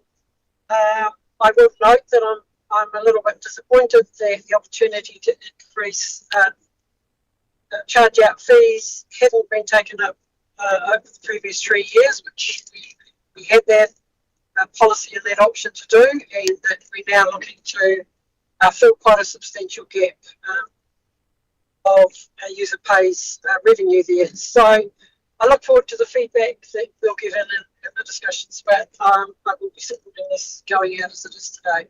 I would have always loved to have seen a much lower figure though. Okay. Thanks, Claire. Nook? Oh, kia ora. First of all, I'm definitely going to support this, and then understanding that it is a consultation document at this stage. Interesting in an election year that we've been able to keep the rates down under 10%. which is really interesting actually. But so we've pretty much kept it real in some ways, because no one's on the campaign trail yet. But I say that it's a consultation document. We'll see where that actually goes. The other part of it is that, again, there's a lot of interest with this annual plan even before we've signed the consultation document off. It's interesting with Papatupu Runanga. And the reason I say that is because, and we're working really hard with the consultation hui, because it seems that one of the common things around Papatupu Runanga with long-term plans and annual plans, there's more interest on long-term plans as opposed to annual plans.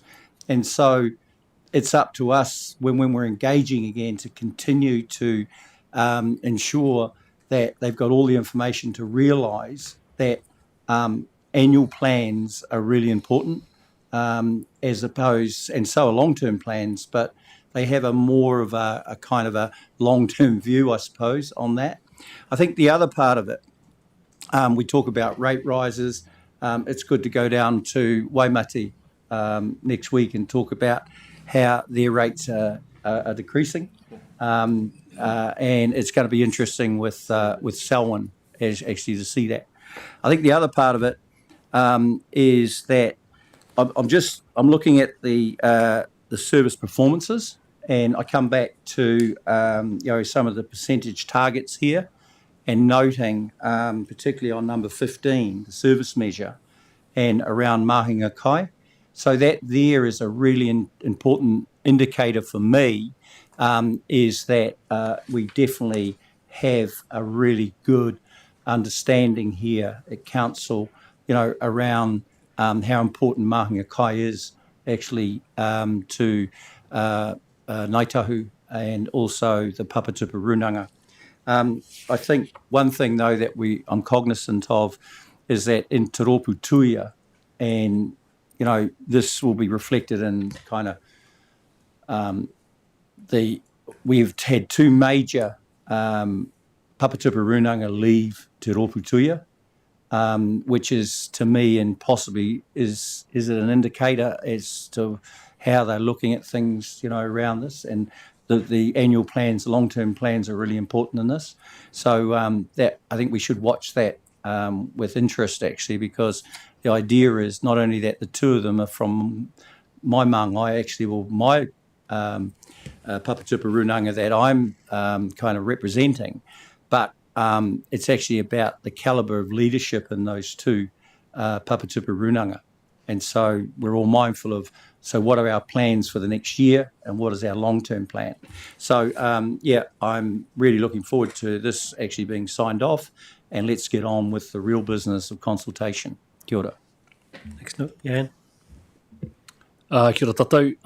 Nei anō ngā mihi, kua mihi a ke, ki ngā kaimai, Stephanie Ma, mō tēnei tueka hei uiui, me te mahiri a tau.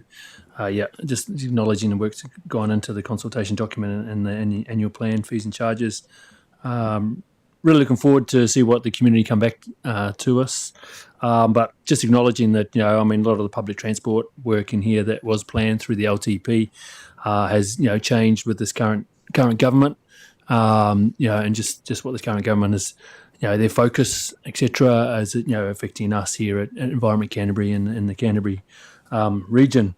One of the things I really want to hear back from the community on is about the changes we're proposing to the way we charge user pay fees for resource consent applications, and hopefully the community really has a look at the fees and charges in our schedule and really come back. I really would like to hear from the community from that. Other than that, the other one is the Waikirikiri in John's area. We've heard from the mayor and others in Selwyn about public transport in that region. So hopefully the Selwyn community will hear from them as well if they really do want the buses in and around their takiwā. Kia ora. Thanks, Jan. Nick.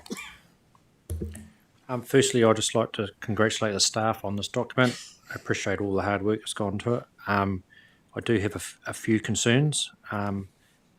I I do support the document going out for public consultation, but I am concerned about a deficit in the budget, and I'm concerned about the rate rise that some areas are facing.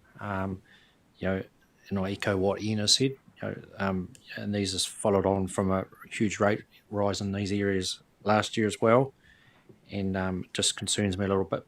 But no, I support the document going out. Thank you. Thanks, Nick. I think that's everyone who indicated they wish to speak. And I'll come back to John and Greg in a second if you want to speak again. Oh, did you want to speak again? You happy? Oh, sorry, I mean John. Sorry. Yeah. Look, I think what I pick up in this annual plan and what we understand is, the big decisions we made last year in the LTP is where we hashed a lot of things out, and the compromises we made and the things we agreed on are really important. And I think it's important that the community knows that those things are still going ahead, like the rest of our PT work. Our river resilience, flood protection work, biodiversity rate in Greater Christchurch and Banks Peninsula. And then what we're looking at here is some of the changes we've had to make to that long-term plan due to the funding that hasn't come through from government, as we knew at the time could be a risk.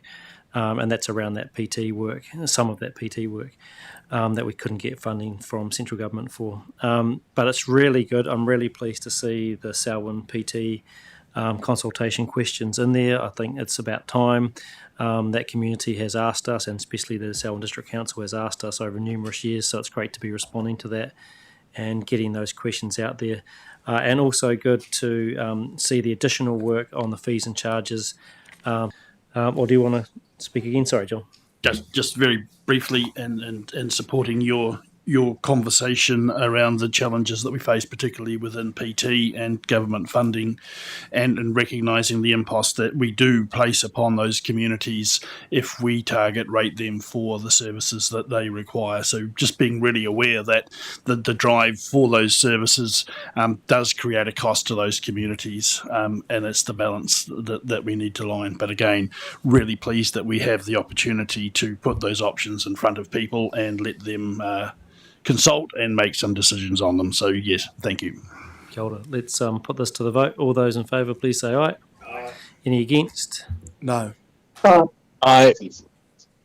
Okay, so Dion's an aye. Claire, are you an aye or a no? Sorry, I didn't quite get it. Yeah, I'm an aye. You're an aye. Okay, and so Councillor Mackenzie, I'm an aye. You want that noted? So just Councillor Mackenzie against there. That's carried. Thank you, and well done again. Thank you to the staff. I know a lot of work over Christmas and this early. Thank you, everybody, and we're going to adjourn for lunch now. What I'm suggesting after lunch, just for those online, I know it's difficult. I'm suggesting we're just going to carry on with the agenda as it is. So we'll go to our decision items 8.2, then 8.3. In terms of our PX item, I'm going to try and schedule that for like 2:30. So I'm just working on that in the background to get that done. But I'm suggesting we just carry on and get our decisions out of the way. All good? Okay, thank you. So we'll be back. Let's come back at 1:10. Just give us 5 minutes less, but I'm keen to just keep moving. So 1:10, we'll be back. Thank you.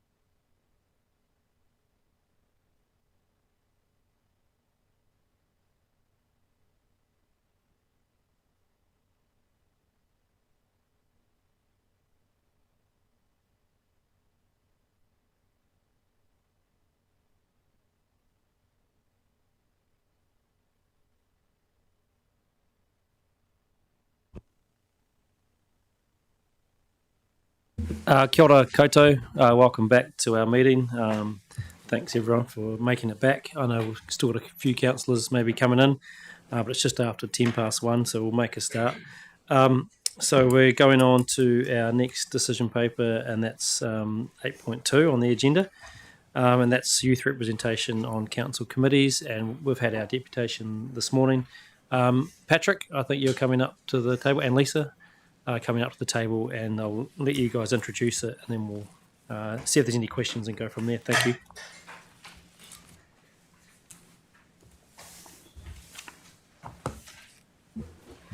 Kia ora koutou, through you, Chair. So this item enables Council to make decisions on youth representation arrangements on your committees. You'll remember that when you reset your committee structure mid-last year, this was an outstanding decision item from that time. So this brings that decision to you now.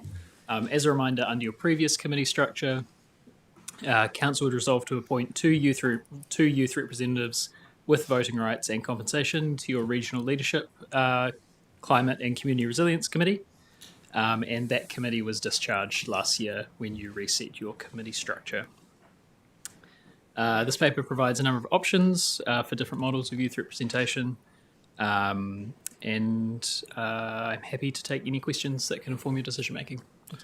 Cool. Go to questions now. Any councillors with questions? Ian? Well, just in your paper, you claim a couple of times that the Strategy and Policy Committee has a comparable focus to the former Leadership and Climate and Community Resilience Committee. I don't agree with that, and I was just wondering how you can justify that comment. Of the two committees, it's the nearest one to the forward-looking was the staff advice of the two, and also we took into account the advice of the council chair Kahui, who indicated that their preferred option at that stage was to use the Strategy and Policy Committee. No, that's not quite what I asked, though. The mandate of the Strategy and Policy Committee is significantly different to the old Regional Leadership Committee. And so, but that's not what you say. What you say is that the Strategy and Policy Committee is much the same as the leadership, it's with a few tweaks. But to me, I think the Strategy and Policy Committee is significantly different and different mandate to the old Leadership Committee. But the inference from the paper is that we should support youth voting powers on the Strategy and Policy Committee because it's much the same as the old Leadership Committee. They may be the nearest fit, but it's not necessarily the same as the Leadership Committee. In fact, quite significantly different. I would note that the paper says that the Strategy and Policy Committee has a much broader ambit. I do take your point on that, Councillor. A much broader delegations than the previous Regional Leadership Committee. Thank you, Ian. Peter? Listen, Chair, that was similar to what I was going to say, and I'll have more to say in the discussion. Thank you. Thank you, Peter. Greg? Kia ora, thank you. My question was going to be, could this possibly fit in the Regional Delivery Committee, given the structure that we have, given that the previous climate resilience mitigation type thing was more about looking forward, planning? Was that a coherent question or not? It's up to councillors to decide which. Hang on, I don't think he can answer whether it's coherent or not, yeah. Greg, but I'm sure he got the gist of what you were trying to say, so there you go.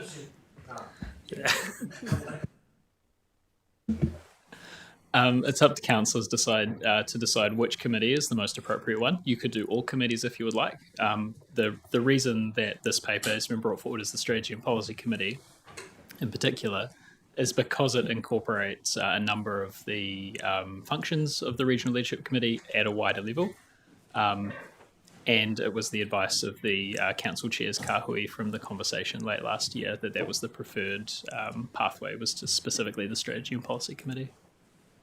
Can I just thank you, because that answered my question really well, and given that it was a very difficult question, thank you. Thanks, Greg. Claire? Excuse me.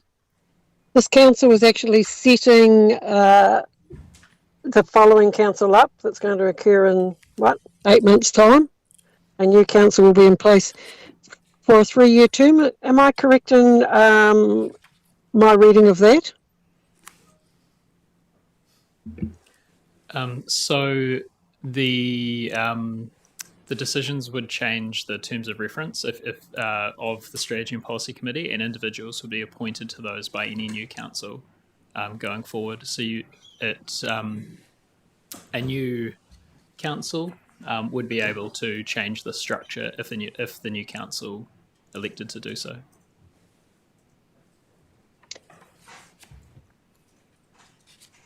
Cool. So just okay, thank you. That, oh, sorry. Way you go, Claire. If you got another question. well, I haven't really. I'll wait for my comments. I mean, I just think we are committing a council to something for a short period of this term to renew in, but I'll extend that in my comments. Thank you. Shortly. Any other questions, councillors? Vicky?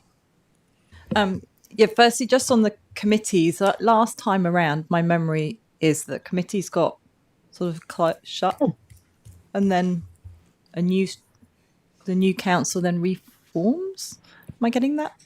Forgetting that wrong? How does it work? Lisa, you'll be. No, last time 2 or 3 committees were formally discharged.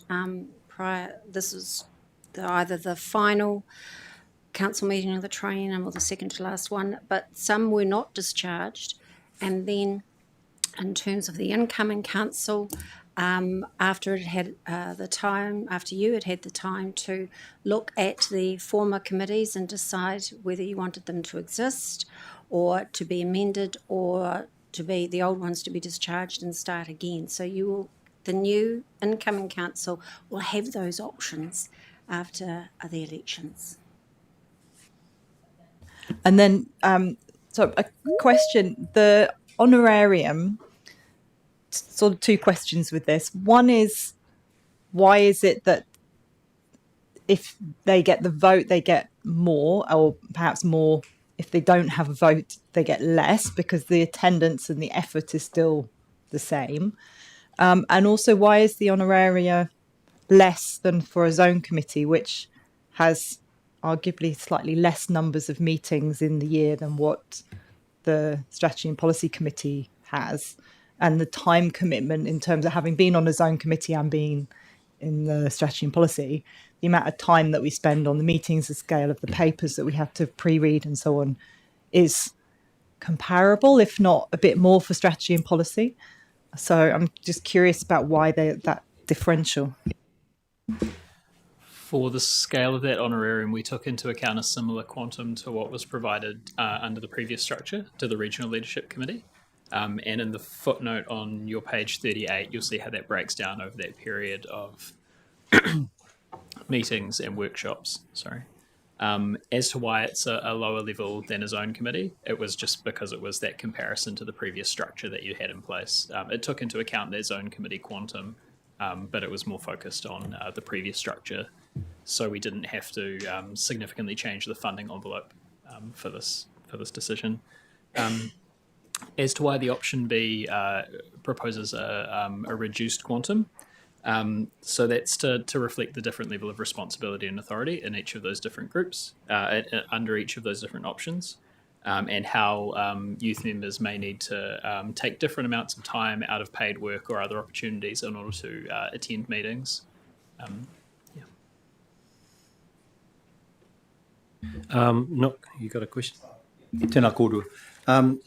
My question was around the quantum again. So page 38, and I'm sorry I was late coming in, actually, you may have covered it, but in 29 you've got options A and B, but up in sort of 27 honorarium support for youth representatives, was that based on how many meetings they actually had or have? Under the previous structure, Councillor.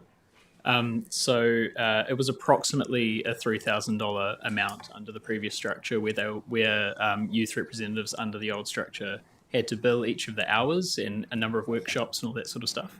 And the feedback that we received from those youth representatives was that was a really complex structure and it made it quite inflexible, and an honorarium was a proposed more flexible and simpler structure for those youth representatives. And then tagged on to that was the kilometrage and all of that as well. Was the honorarium going to cover that as well? We were proposing the travel was additional to the honorarium. In the previous structure, there was a contribution towards travel, but it was a small number. And what we heard was from anyone who wasn't based in Greater Christchurch, it didn't touch the sides of travel into. So that travel allowance would be or ability to reclaim travel enables youth representatives from across the region to be able to be considered and viable for this sort of role. Yeah, because my point was around you've got two mana whenua representatives on that. The young lady that was here this morning that did the presentation, if she happened to live down in Waihau again, well then, and she was actually on this, well then, yeah, that's what I was thinking about, about time, kilometrage and all of that. The only other thing that I had, because some of the questions have been asked, is that on page 39, 36, engagement, significance and Māori participation, you've got through the appointment of youth members to the strategy, not assessed as significant under the Council's engagement, significance and Māori participation policy. So the engagement, significance and Māori participation policy provides a structure and criteria that are in place. And if something is designated as significant against those criteria, then you would need to go to community consultation to be able to inform that decision. We didn't consider that this decision, though it would be of interest to mana whenua and to youth and to communities, it wouldn't trigger that technical definition of a significance threshold where you would require to consult with the community in order to inform your decision on this matter. Okay, so what you're saying is that how you get to that opinion is based actually on a kind of formula that's been worked out, which is actually interesting because that's probably my point, is that understanding what that formula is and actually how do we change that formula, so that this is better represented in the significance to Māori. Okay, thank you. Yeah, that is in a policy we have. Yeah. So That's my point about the policy. Yeah. Thank you. Any other questions, councillors? Doesn't look like it. Hey, thanks for bringing this to us and answering the questions that you have. What I'm proposing to do is we'll move 1, 2 and 3 because I think they're just noting resolutions. I'm happy to move that from the floor. Is there any seconder to that? Councillor Burns. Is there any discussion on 1, 2 and 3? No? Oh, yep. Peter? Yes. What was that? Can I just ask that that 3 is not moved at the same time as 1 and 2, because I think it's an inaccurate statement. Yeah, happy to do that. Noting your comments earlier, so we'll do 1 and 2. Are you happy with that, Greg? Yeah, and then we'll move to 3 after that. Yep. And Peter, you still want to speak to this? Yep. Yeah, so I won't be supporting any of the recommendations that are in this paper, and possibly the driving force for why that is not apparent up front, because I did support the fact that we had youth at our table under the in the old regional leadership and climate resilience community meeting, because I thought that was a specific area where we could have used that. But the reason for this is twofold. But in the first instance, strategy and policy are key elected member issues, and are fundamental to what councillors get elected for and why they signed their oath to the Canterbury. So it's a part of also their fiduciary duty to this council. Now, we're not claiming that people that are appointed to this particular committee have that same function. So we're elected and asked to take an oath for Canterbury and set the policies and the strategy that best suits this. Now, Schedule 7, Clause 31.3 of the Local Government Act 2002 enables local authorities to appoint a committee, people who have the skills, the attributes, or knowledge that will assist the work of the committee or subcommittee. Now, in this case, I think that we're offering an opportunity for the participation of youth in this, but it's also a learning experience for them to be part of this council. And I haven't got a problem with that at all. But I think that we're looking at this in the wrong manner. Youth participation, in my opinion, is an important issue for us. But to be really effective, you need a holistic knowledge of the region, and to be really effective, you need to be able to use that particularly. Now, these young people that came and made the presentation to us this morning had specific knowledge on specific things, which were very helpful. And I would have noted in the last council that the amount of engagement that the youth brought to the public transport issue, for example, was tremendous. It was about 7,000 people or 7,000 hits that they brought to the table when they were making their submission to us.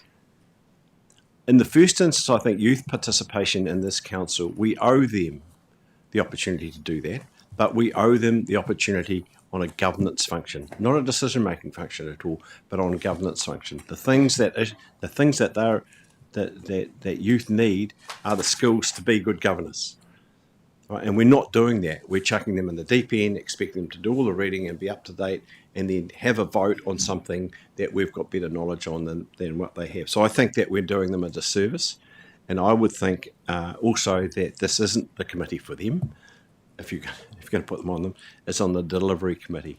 That's my opinion on that. So a governance position, in my mind, the way this is written, I can't support it. Thank you. Cool. Just so we don't have three debates over and over again, thanks, Peter. Just keen, if people want to make comment about the options, let's leave that to number 4. So does anyone want to speak on these two resolutions here? If not, I'll put it to the vote. So yeah, let's put it to the vote. All those in favour, please say aye. Any against? Peter and Nick, you want that noted? And Ian? Yep. So Scott, Mackenzie and Ward. Cool. That's carried. Number 3, I'm happy to move that again. So I have a seconder. Councillor Robinson. Cool. Any debate on this other than what we've already heard earlier on? If not, we'll put it to the vote. Cool. All those in favour, please say aye. Any against? Yep. So Mackenzie, East, Ward and Scott. Cool. You want that noted? Yep. Sweet. And then to get into 4, I think that what I'm going to do is I'm just going to move option A just to expedite us, get us into it. And if you want to second that, cool. So let's do that. And then if that passes, good. If not, we'll carry on to other options if they have a mover and a seconder. So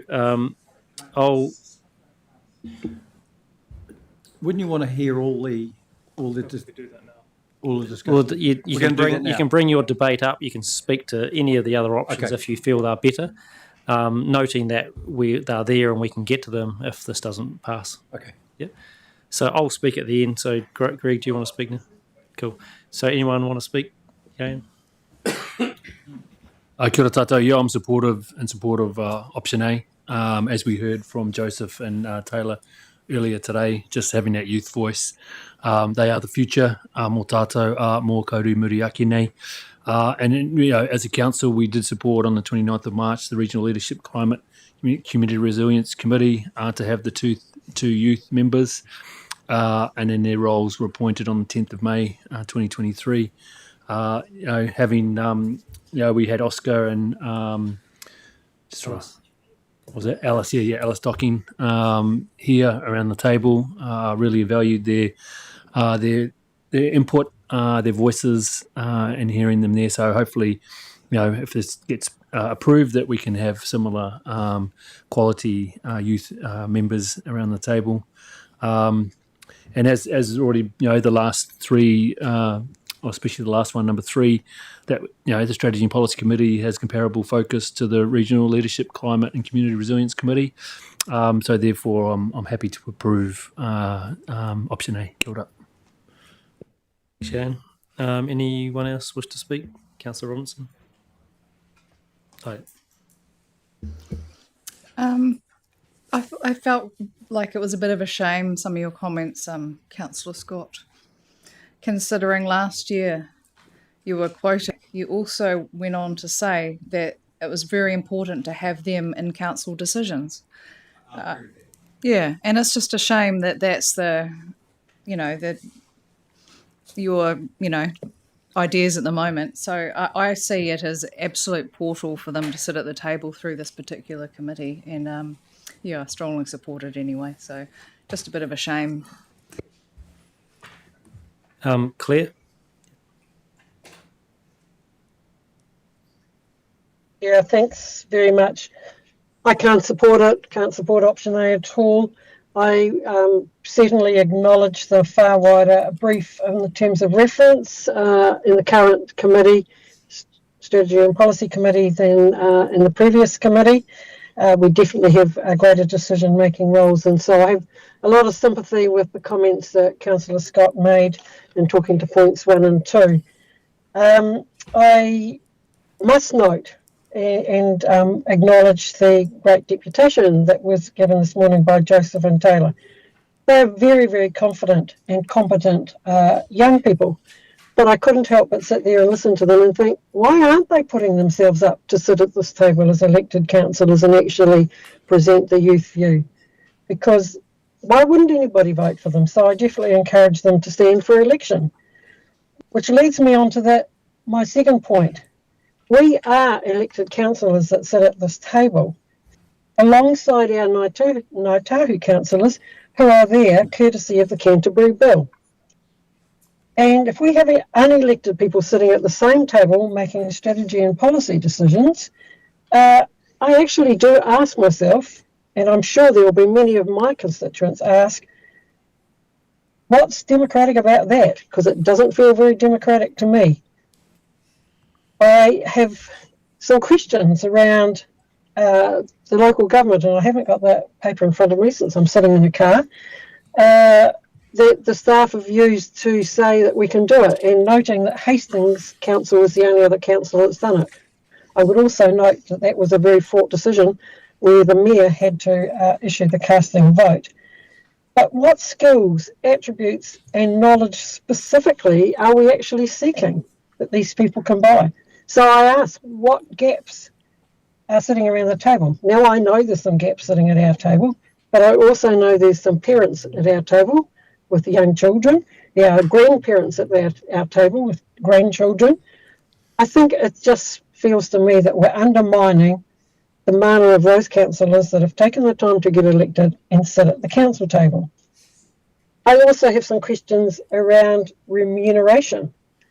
I haven't got a calculator in front of me, but I suspect that $42 an hour is pretty close to what we probably get paid for councillors sitting in there. And I know that's not very good remuneration, I think. So it seems to be a pretty good pay, $42 an hour plus expenses, and perhaps I would appreciate that.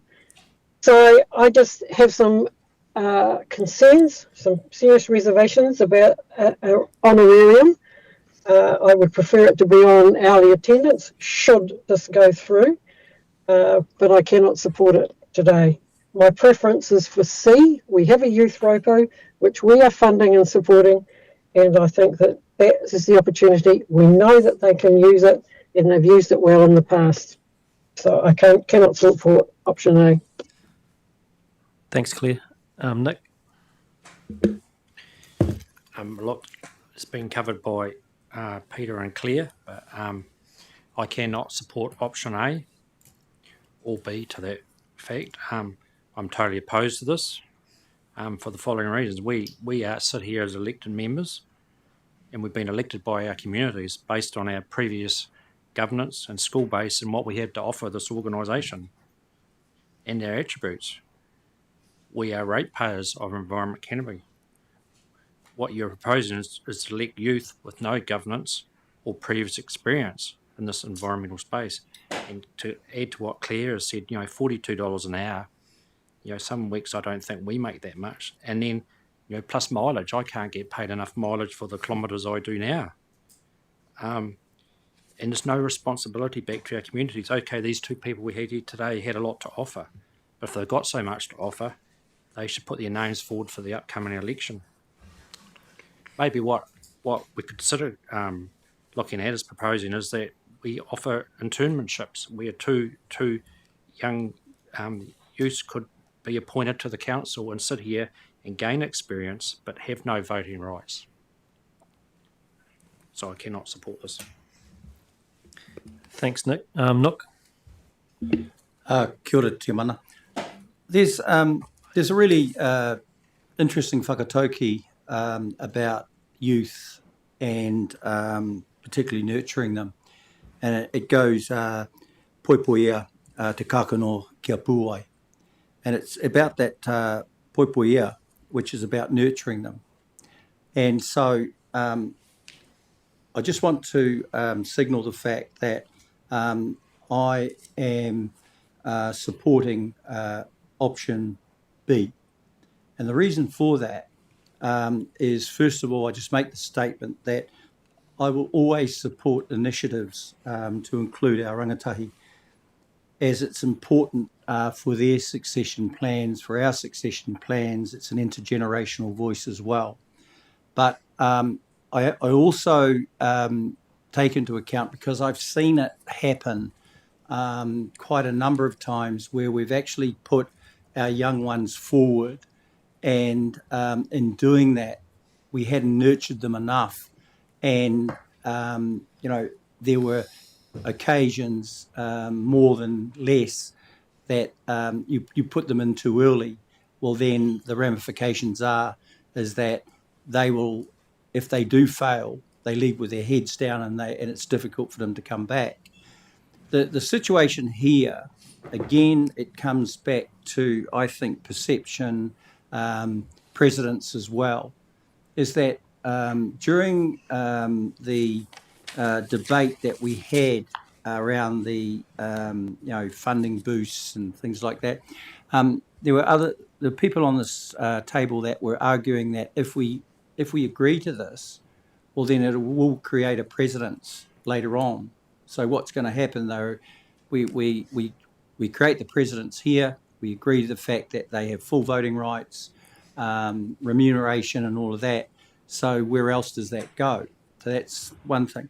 The other part of it is that and I'm really quite clear on this one, is that and they brought it up this morning about how we possibly could have double standards, in the fact that you've got elected members here, and then you've got the likes of us who are appointed, elected through our system within Ngāi Tahu. And so it kind of, in some ways, I felt, that they thought that this could actually also happen to them. But one thing that is different is that we took an oath, actually. We went through a whole process, with 10 papatupu runanga, and to actually be able to get to represent Ngāi Tahu at this table.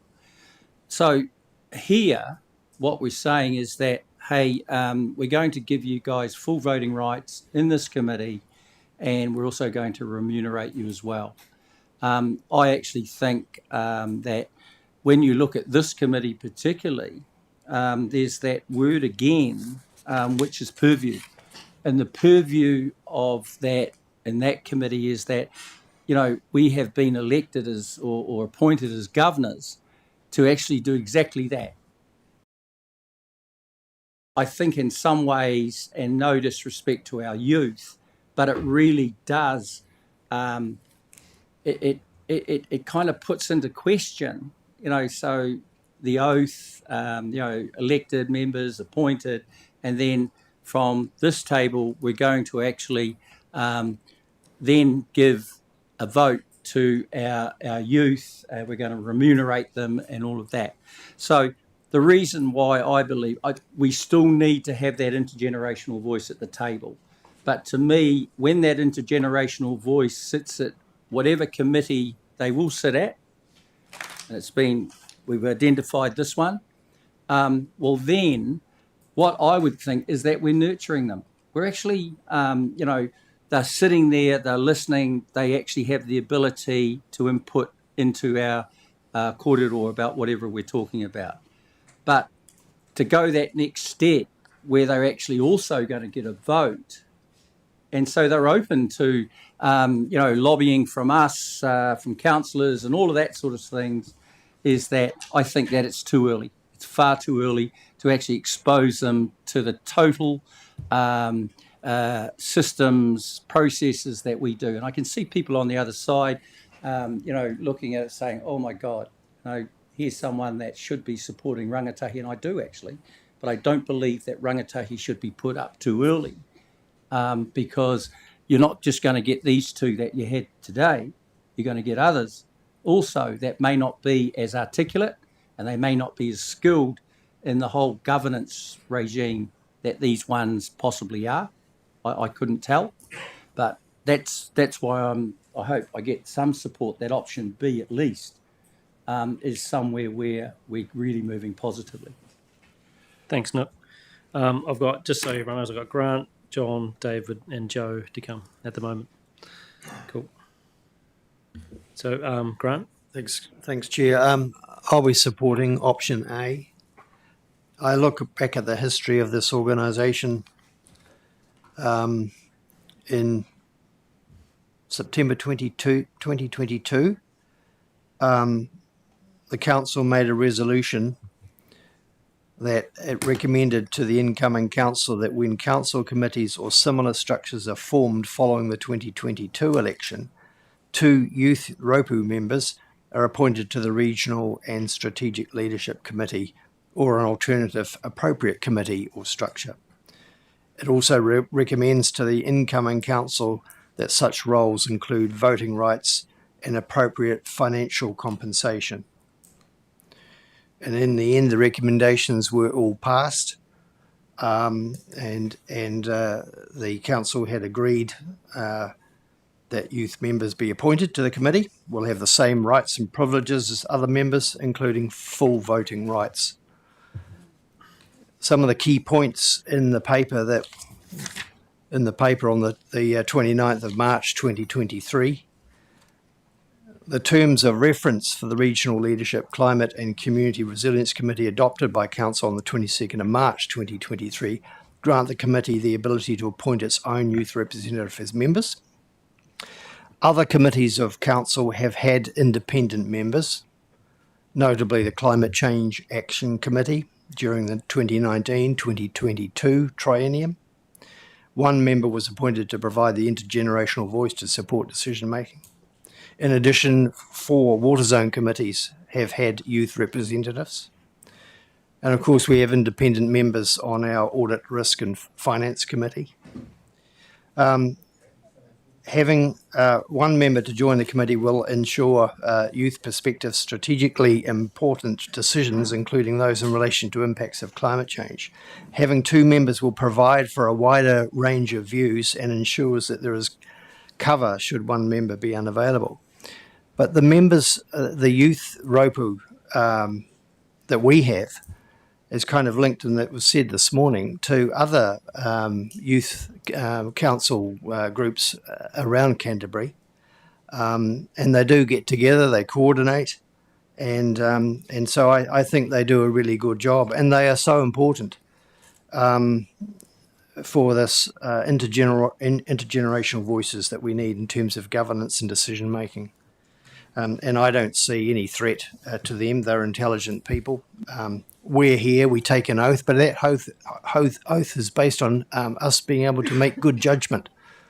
And I see no reason why the youth that get appointed cannot, after listening to debates and things and reading information, that they could themselves make a good judgment.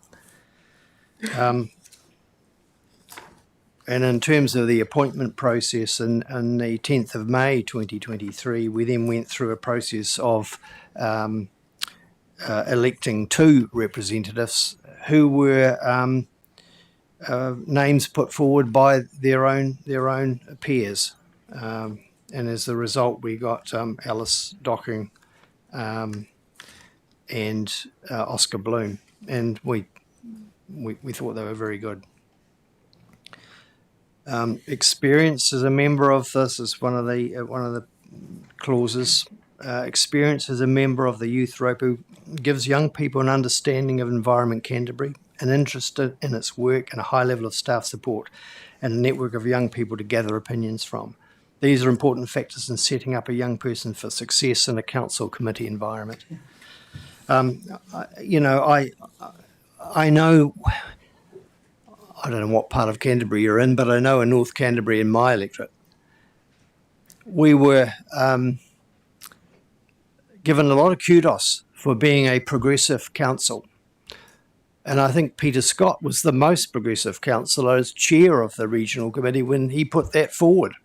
And I really think that he's, I don't know why he hasn't pursued that and continued. Order, Mr. Chairman. I seem to be getting weaponised here in the support for option A. And if you clearly listen to what I said, councillors, is that I support youth. I still do. But I think it's a totally different function you're asking them to do. Sorry to interrupt, Chair. Sorry, I think they'd do a great job, and I think we'd be doing a disservice to ourselves if we don't kind of invite the youths onto our committee in full capacity of voting rights and reward them accordingly. Thanks, Grant. John.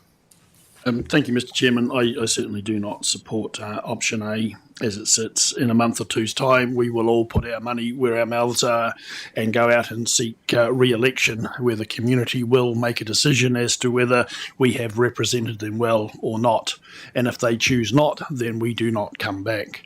So for me, sitting at a council table, sitting at a committee table where I have the delegation to make decisions, the community ultimately judges me. So I do not believe in the alternate democracy that some do seem to believe and now promote. I am here, an elected member, to make a decision based on what is put before me, so I do not support option A. I can support option 3 or C as it is. The youth Rōpū, the youth community can come in, they can submit, they can do submissions and the like. So the real opportunity is for them to inform us. So I would support 3. I could live with 2, but certainly cannot support the first option, giving votes to a committee with significant delegations and no responsibility to the community. Thanks, John. David. Thanks. I think John's stolen a fair amount of my thunder. I'm certainly struggle with the recommendations as listed there. I could support C and in an absolute pinch maybe B, but I'm not at all a fan of appointments. And as John has indicated, we all go through a pretty vigorous election campaign at some expense, and I really abhor people getting a seat, voting rights, and some remuneration by arbitrary selection. I think back to the City Council a number of years ago, and people have talked rather eloquently about some of our youth being well versed, articulate, and they should be standing for a seat in their own right. And I think back to Vicky Buck, got elected to the Christchurch City Council, a very articulate and astute 18-year-old, and made it around the table. And I see no reason whatsoever, if we have a youth member in that same capability, articulate, knowledgeable, that they should be putting their name forward and standing for a seat around this table.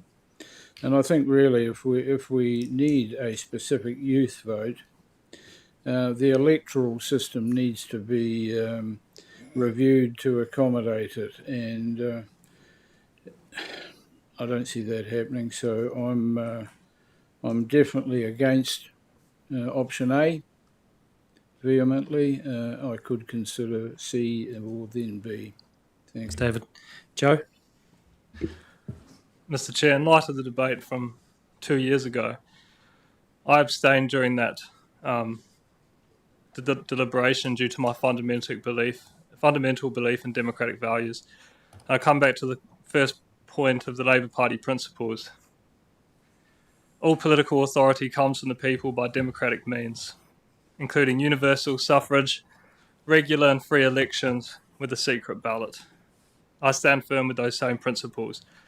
As elected representatives, we carry a mandate entrusted to us by our constituents to make decisions on their behalf, to carry our policy platforms on their behalf. This council already has quite an established pattern of delegating significant portions of our work, notably in transport, to RTC and GCP, which I fundamentally disagree with. It also relates to some of the work that we've been doing on the delegations manual that we're reviewing. And when I've expressed some of these views to people, I've heard a similar point that was raised today by Joseph about, well, how do you support mana whenua representation on this council? And I answer simply, that's the law of the land. As per the oath of office that we make when we declare that we will faithfully and impartially execute and perform in the best interests of the region various acts, actually any other act. So we are bound by the laws of the land.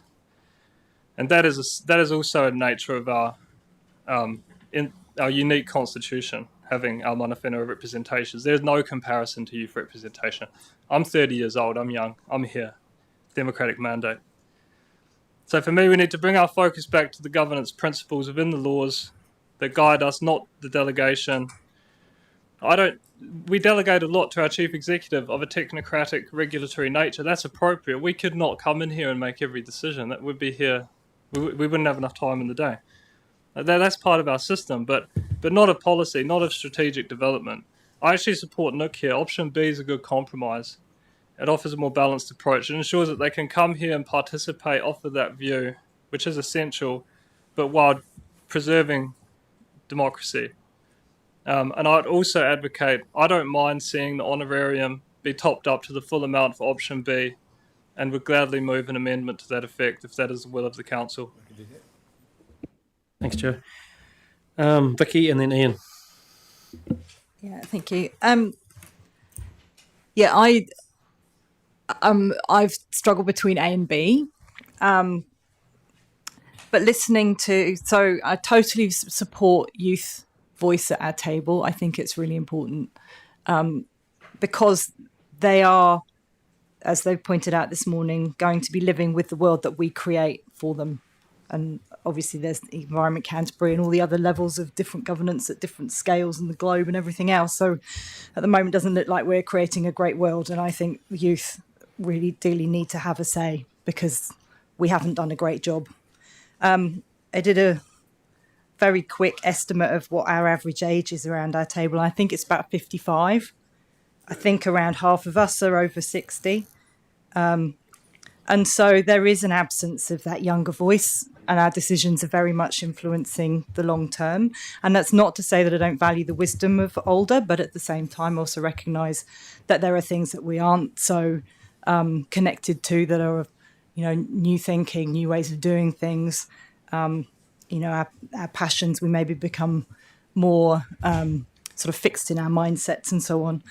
I also don't, I think that the suggestion that, well, young people can just stand for election, just like the rest of us, it just shows how little we understand the barriers to standing for election. So the cost, for example, the fact that there is an overwhelmingly older demographic that does vote, that was pointed out this morning as well. So there's many structural reasons why younger voices don't land up at our table. I also note that actually when you look at who does stand for election, it's definitely disproportionately male. And so we have barriers. We have we don't have we have an equal right to stand, but we don't have equal opportunities to stand for these things. And young people have particular barriers. I think the selection process, I know, would be rigorous. I know that this opportunity would be significant and that we would have very high calibre of people putting their hands up. I have confidence that our youth team that support the Youth Rōpū would also put their support around anyone who came to our table. So I'm quite sure that the welfare, I appreciate Councillor Scott's recognition of that being a really important thing. It isn't always easy being around this table, and I think all of us probably feel the need for support and care at times. So I can support A. I feel like B could be ending up with a greater amount of consensus. But on balance, I do feel that the point that Joseph made this morning around if you're actually really serious about the youth voice, then that you need to let us vote. And that does resonate with me. Kia ora. Thanks, Vicky. I've got Ian and then Dion. Look, I agree with Joe and actually quite a number of other speakers, but Joe in particular in terms of the requirement for a democratic mandate. In fact, I was so persuaded by his argument, I'm thinking of joining the Labour Party. And I'd also like to make a comment that in terms of democracy and our man of Ngāi Tahu representatives, I think the significant difference between our Ngāi Tahu representatives and self-elected youth is that when you go out into the Ngāi Tahu community, everybody knows who Nook and Yay are, and they know who to talk to if they have an issue, if they are runanga or of Ngāi Tahu. Much the same as us as councillors represent our constituents, and so the constituents know who to go to when they have an issue. My real issue with actually giving youth any vote or even paying them to turn up is that this is a carefully selected, our youth Rōpū is carefully selected. And if you read on page 36 of 114, from 10 through to 13, but 11 in particular, that they are selected. They're not selected from Cross Waitaha because, in fact, all the youth Rōpū come from Greater Christchurch, and they go through an application process involving the youth liaison councillors. Now, when you read who the youth liaison councillors are, in a politically divided regional council, I'm sorry, we're screwing the scrum here. So I can't help but be cynical and say that this is a plot by a particular political faction to actually ensure that around what is probably the most important committee of this organisation in terms of forward thinking, to ensure a vote will always go one way and not be debated appropriately across non-political lines. So this is just purely, in my view, as a rather cynical ploy to screw the scrum when it comes to the politics. And I don't. I personally would only accept option C. I don't agree with option A. I don't agree with option B, though I have to give Councillor Ward some credit for his suggestion of sort of trainee governance. I could see some merit in that. But I think the major issue we have here is the way we select our youth Rōpū. And I would argue that the youth Rōpū have no more ability to represent the Southern Rugby Club's Colts rugby team because they would consider that most of the members of the youth Rōpū aliens by their way of thinking, and they would be far happier to talk to me about representation than they would this bunch of self-selected people. And in terms of intergenerational selection, I agree with Joe, and the fact that Joe and Dion are both younger than some of my children, and they both remind me that they actually bring a younger vision to this regional council, which is absolutely appropriate. I don't accept that we need then to bring in 16-year-olds to vote on issues which are critical to my constituents. Dion. Hi, everybody. I actually find this debate a little bit sad, actually. These young people have mana, and I think some of the comments that have been made by some of our colleagues are not helpful. But I will come back, and I'm just going to say straight up, I'll support option B. I don't support option A. Really, for me, it comes down to Schedule 7, Clause 31 and 3, and the enhanced function of this committee. This committee is different fundamentally than the last committee. So I don't think we've done a gap analysis of what we need around that committee of a whole. And without a gap analysis to understand what the gap is, I don't think we can actually, personally, I don't believe that we have met the Schedule 7, Clause 31, Part 3 test. But in saying that, I do support young people, and I find this ironic. I'm actually up at a Young Elected Members Local Government New Zealand committee meeting at the moment up in Wellington, talking about how we engage young people into local government, get them involved in the elections coming up, and ensuring that young people have the skill sets to make good decisions and help us as elected members to make decisions that we need to make on behalf of everybody. A lot of everything that I wanted to say has been said. I'm not going to relitigate all of those, but one thing I do want to really say is that if option B is carried, I'd actually like it to be turned into some sort of formal internship program that the youth Rōpū can administer and take ownership of, because I think that would be a really cool way of giving them something that they can use internally to support the young people who wants to step up into some sort of internship and learn skills around our table and interact with us as decision makers. So I won't be supporting option A. I'll support option B, and yeah, I'll leave it at that. Thanks, Dion. I think that's everyone who wanted to speak. Greg, I'll come back to you. Kia ora, thanks, Mr. Chair. Just in relation to the plot theory and joining the Labour Party, there are plenty out there that think Labour and National, it's pretty negligible, the difference anyway. But I wake up 17 every morning. Doesn't mean I can make a decision based on the fact of what a 17-year-old looks at.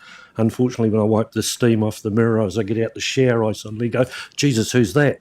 But I would say... not mention for us and our children after us, and ultimately that's what it's about for me. It's about these a lot more savvy people at a younger age than we certainly were. Things in the world are changing dramatically all of the time. The environment alone, we look at all of the cataclysmic events that are occurring more rapidly. I thought Joseph was very clear when he talked about the impact of the decisions today having a greater impact upon people of his generation and younger. In fact, I've just become a grandparent 7 weeks ago, and I now have a tangible entity that I can put my, apart from love, Peter, put my love and hope in for a better future, and certainly doing what I can possibly do. So for me, I will be supporting it because I think the decisions that we will make around the table will offer more. I remember too when Yayan, prior to being appointed as a Ngāi Tahu councillor through the Act, sat on committees but didn't have a voting right. Is that correct, councillor? And one of the arguments made, Kilda, one of the arguments made at the time to change the legislation or take the legislation was that sitting in a committee without the ability to be able to make a decision was not a great thing to do. So hence my preference or support, I should say, for our young people to be able to make decisions. Finally, because I have a propensity to sort of wander all over the place, after making notes through what everyone said, I mean, you can't argue about the elected position because of the fact that we do have independence on our audit, risk and finance. I mean, they're not elected. They're not. I mean, the end of this trimester, it's us, as you quite rightly are sitting there, but it's been based, ARC, some of the decisions that they've made, although I concur with Councillor Davies in that we could probably be making a lot more decisions around the table than we do. So without going on further, I would say definitely I will be supporting this. And thank you very much for the two people that came and gave the presentation earlier today. And as far as the youth Rōpū goes, everyone is welcome to go along there. And I would suggest to you, councillors, make yourself available, because it's a really refreshing opportunity to engage with these fantastic young people. Kia ora. Kia ora, Greg. So, first of all, acknowledging Taylah and Joseph for their deputation this morning. It was good to hear from them and for them to be questioned and to answer that, so just acknowledge them. Patrick and Lisa and the staff that have helped pull this together, and the staff that help support the youth Rōpū, just acknowledge you as well. And the councillors that do go to the youth liaison committees. And I will say that's a voluntary thing. Any councillor is welcome to do that. At the start of the term, people were put forward and they were agreed by this council, so we can't have any arguments about who's on that. And I'd welcome other councillors to be involved. I've done it for 2 terms now, and like Greg, I find it very refreshing and useful to sit around with them and understand the world that they're grappling with and the decisions that they are keen to be involved with. There's no precedent we're setting here if we go down the track of option A. We've already done it twice before. This will be the 3rd time. Invercargill and Hastings, as outlined in the paper, already do this as well. The Local Government Act provides for it. That's why it's there, to allow that to happen. So there's no precedent that we're setting. In terms of the honoraria, it's good that Patrick outlined how that was for them. And that this was the feedback that they got, that it was really complicated to do the payment system the way it was. So hence, I think the honoraria is a good idea. And I'm glad to note that for this year it can fit within existing budgets. So there's no financial burden extra financial burden on the council for this year. So I support it, and let's put it to the vote and see where we go. So can I call for division, please? I think it's such a significant vote. Thank you. Can I say no? No. I don't know what I'm allowed to do, but no, all good. Let's go. Let's go, Rachael. We're pretty good at this now, eh? So let's do it. Councillor Davies. Paul, are you there? Yes, sorry, just fumbling for the button. I am in favour of option A. Thank you. Councillor Ward. So just remind people to push their button when they speak, because people online can't hear. Against. Yeah, thank you. Councillor Karakia. We're talking option A, aren't we? Yes. Yeah, against. Councillor McKenzie. No. Deputy Chair Swiggs.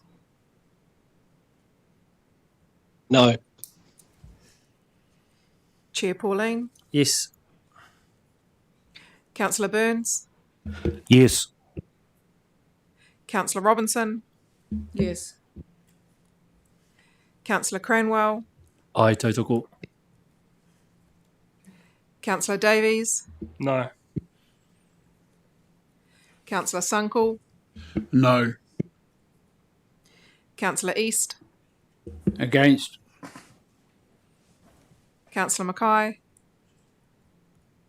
Against. Councillor Scott.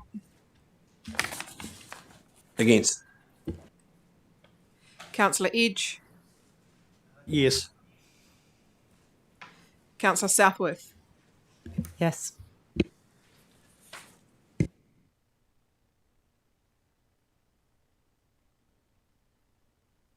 So we'll just have a pause while the counting's done and check with the CE.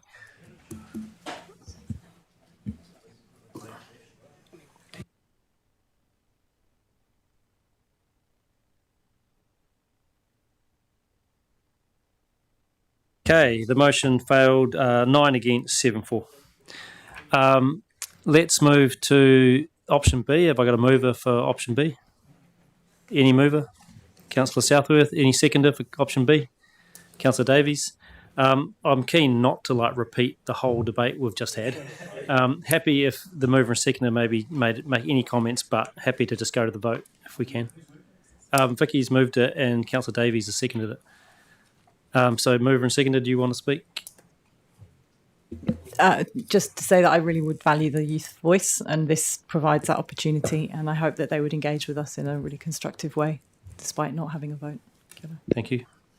Okay, let's put this. Would you like to speak, Councillor? I'd like to. So I've sort of changed my position, I guess, since I started listening to the debate around the thing, and there was a couple of things that interested me, and one is the point that Councillor Swiggs made about an internship, and Councillor Swiggs and I had a discussion about that, and I think that that could be an important addition to make to B, because I think we owe people that we bring in here, especially youth, a duty of care to them in terms of making sure they have the skills to push forward. Now, my point that I tried to make earlier on was that I wasn't against this. I just don't think it's in the right place. But I think what Councillor Swiggs has put forward on the table about an internship which maybe put a little bit of pressure on yourself and Councillor Swiggs to provide that opportunity for those people. I could find myself supporting B. Cool. Well, we could bring that up as a separate matter, but thank you, Councillor Scott. Okay, so happy to put this to the vote. Let's go for it. All those in favour, please say aye. Aye. Any against? Aye. You want that? Aye. You want that noted? So we've got Councillor East, Councillor McKenzie, Councillor Ward against, and was there any online that were against? Clear. Councillor Mackay. Yeah. Cool. So we noted that. So that's 4 against, and the rest 4. So that's carried. Thank you.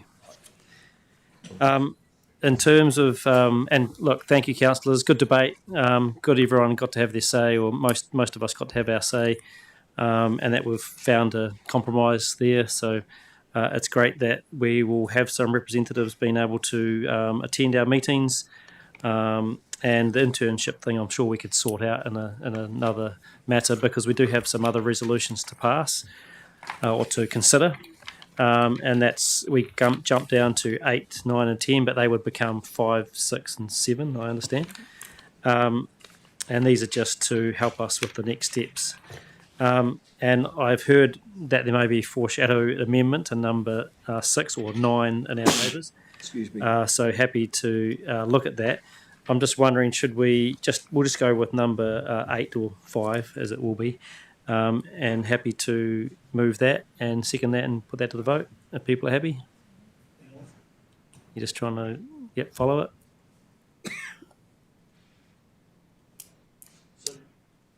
Just a clarification, because that does speak to full ability to participate in meetings and workshops. With no voting rights. No voting. Thank you. Yes. Yep. So I'm happy to move that. Is there a second for that? Councillor Edge. Don't think we need any debate on that. Happy to put that to the vote. All those in favour, please say aye. Aye. Any against? That's carried. Do you want? You're against? You're against, Ian. Cool. On that noted. Cool. And then we're going to go to number 9 or 6, as it will become. Have we got to move? I'm happy to move that again, actually. So I'll move that. I'll move an amendment to make it $3,000, please. Cool. Well, I'm happy to deal with the amendment first. So that's a mover. Have I got a seconder for that? Councillor Southworth. So do you want to speak to that? Or I think you've said it earlier on, what your reasons are. Yep, cool. So we'll put that amendment to the vote. All those in favour, please say aye. Any against? No. Yep. Okay, No. I'll just slow Yes, down. I'm against. We haven't quite got it up on screen yet.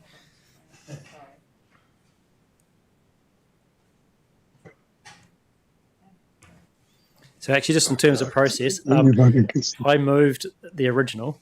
I don't know if I got a seconder, actually, but was there a seconder? Oh, Grant, it was Councillor Edge. So if we just note that I moved the original motion and Councillor Edge seconded it, and then we have an amendment that's been put forward by Joe and was it Vicky that seconded it? So we're just dealing with that amendment first. Yep. So, Chair Pauling and Councillor Edge moved the original.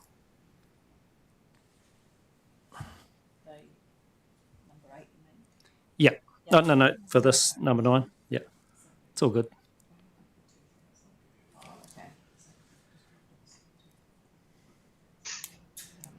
Davies and...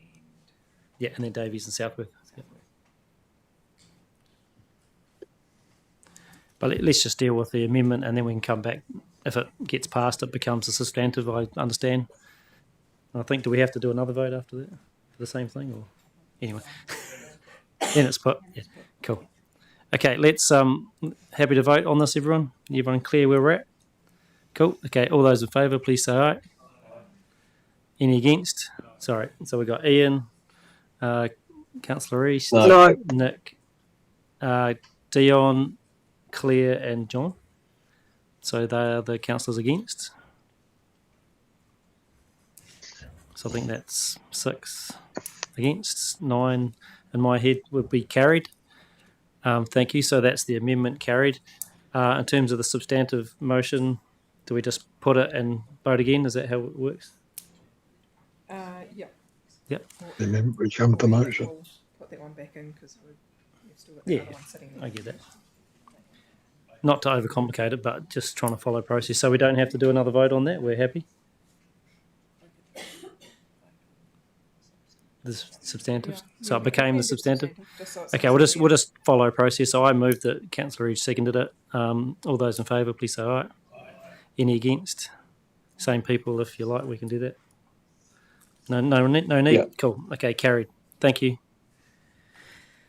And let's go to then. There's number 10, or which would be number 7, just if you're following it. Sorry. Cool. Councillor Edge. Cool. Thank you. And then number 7 is, as you can see there, just directs the process to happen.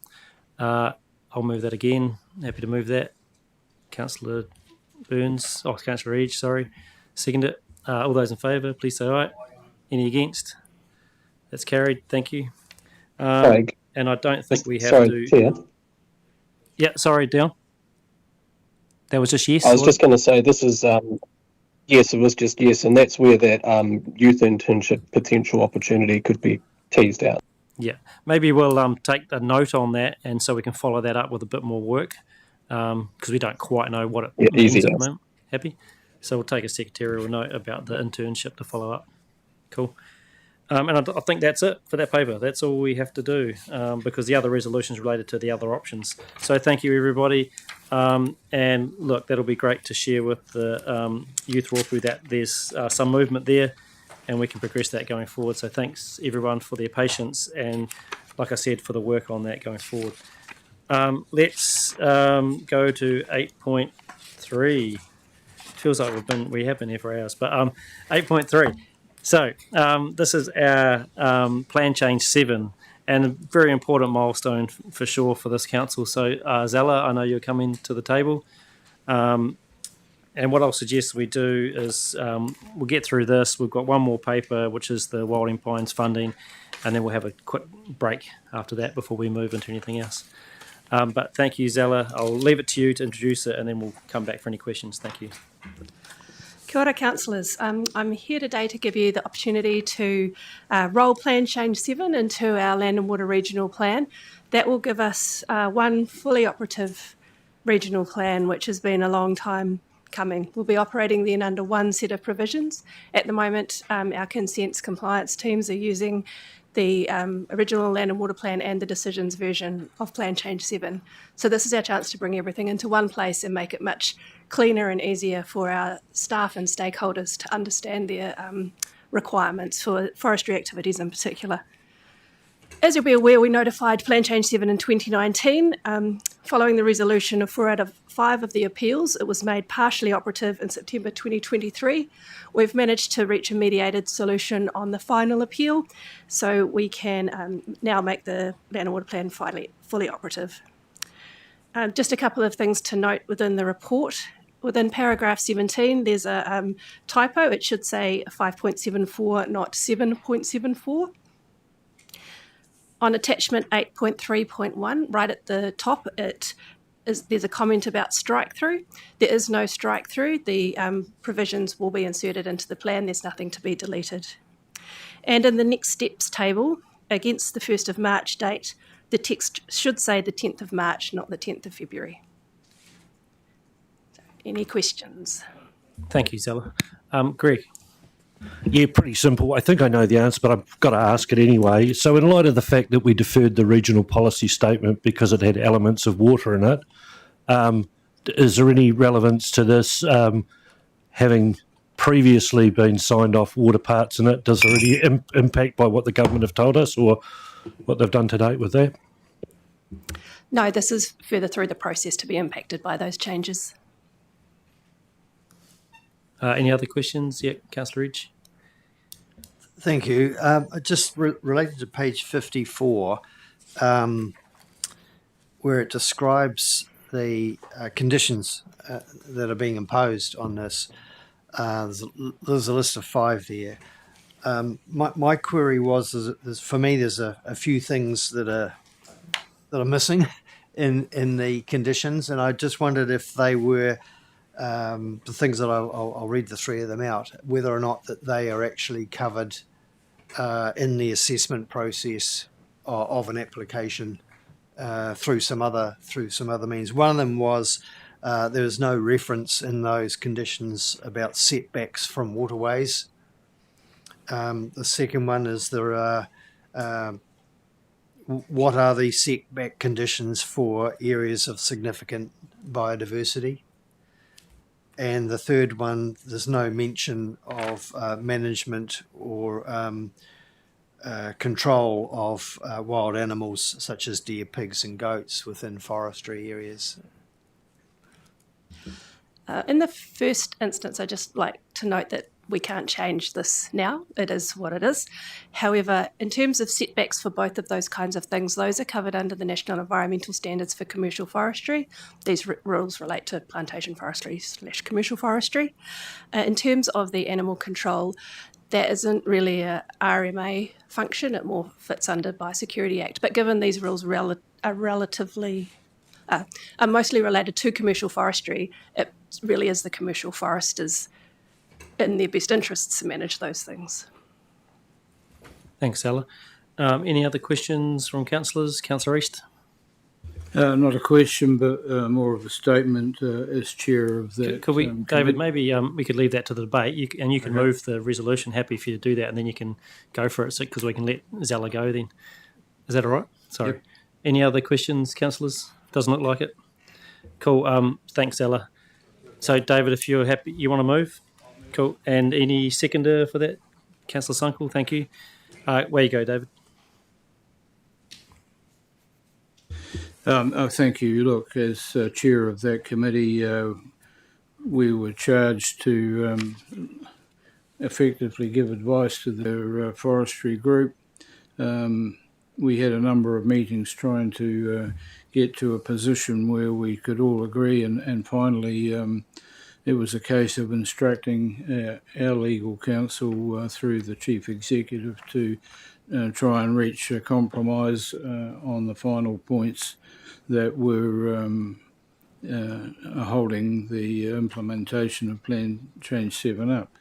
And thankfully, the 2 groups managed to come to an agreement, which finally enables us now to enact Plan Change 7. So I think in summary, I'd just like to thank the staff that were involved over a number of quite complex discussions. They were sort of complex probably more in legal context than anything else. And our external legal advice as well. I think they need a mention. So I'm happy to see the process has finally concluded, and we're at a position today to implement Plan Change 7 fully. Thank you. Thank you, Dave. John? Thank you, Mr Chair. Echo Councillor East's words. When we came towards the end of the conversation, we understood that whilst a compromise was being reached with the 2 parties, ourselves and Rainier, we were not giving up too much, I think, if I understand correctly, in our thinking. So I was comfortable, and I think we as a committee were comfortable to advise through the Chief Executive to move on. So I think we've come to a good place and have the opportunity now to put it to bed or into action as however you might like to look at it. Thanks, John. Anyone else wish to speak to this? No, doesn't look like it. I just want to say too, I was a member of the Plan Change 7 Appeals Committee as well, and just commend the work of both parties actually. So and all parties that were involved in the appeals and going through. That's part of the process. They raise issues which are important, and we're able to respond to them through a good process. And note that this is a significant milestone for the council to finally get Plan Change 7 in its complete entirety out the door and operative. So acknowledge all the staff. Like, it's years and years of work. 2019, that's 6 years. So just put that in perspective of how long these things take to do, and then how long they last for.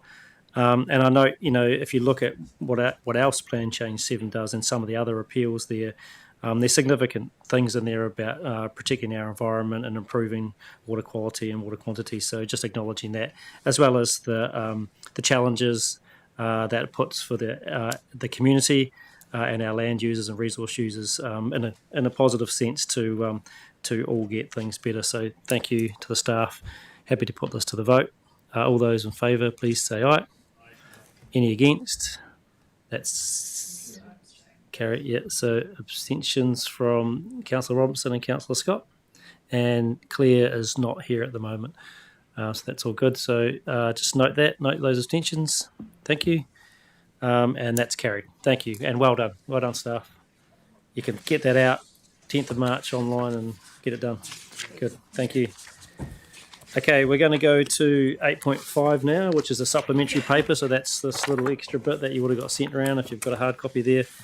And this is the receipt of our Wilding Conifer International Visitor Levy funding boost. So that was announced by government last week.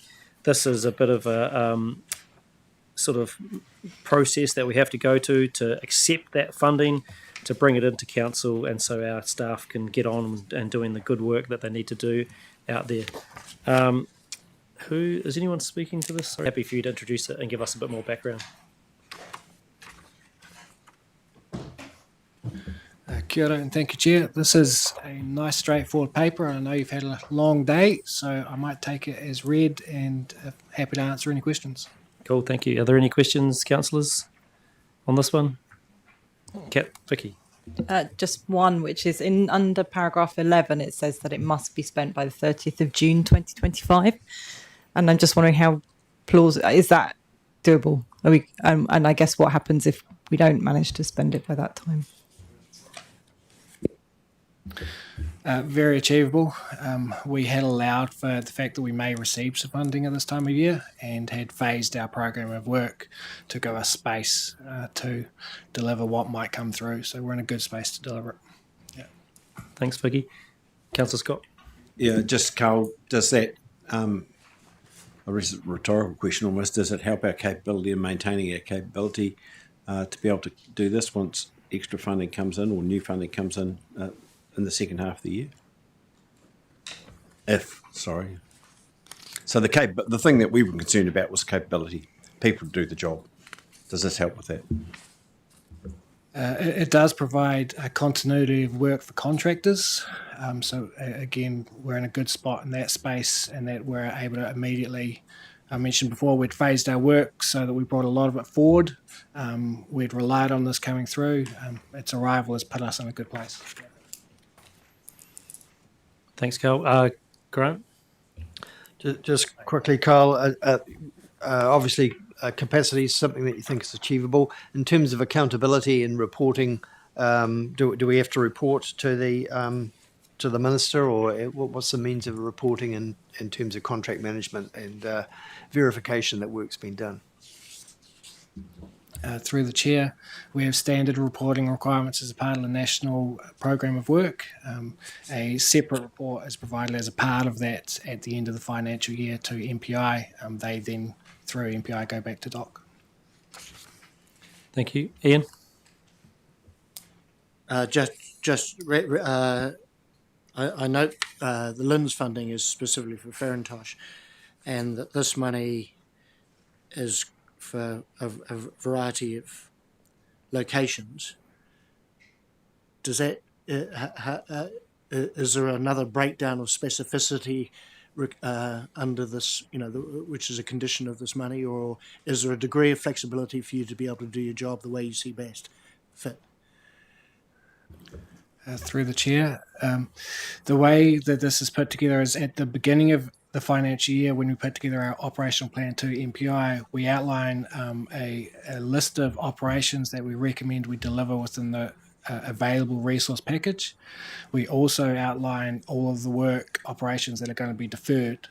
So what that enables MPI to do when DOC go to MPI and say, is there any work operations? They've literally got the list of packages, operations sitting there that they can pick up.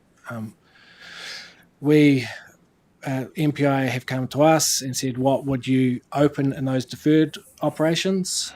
We've suggested those to MPI. Ultimately, the decision sits with them. They've approved that. There's 25 new operations across the region. I think that. Yeah, so what you're saying, it is quite specific about where you have to spend the money. And are you, but because you made the recommendations to MPI, are you happy with the specifics that they've come back with? Yes. Thank you, Ian. Thank you, Carl. John? Thank you. Just a follow-up, given that you had recommendations of deferred work that might be funded, how short do you believe we are in funding for total works if you had your opportunity? What's the difference between, I guess, today and what we might want on an annual basis? This year, we're still deferring around $9 million worth of work, so there's a significant shortfall this year.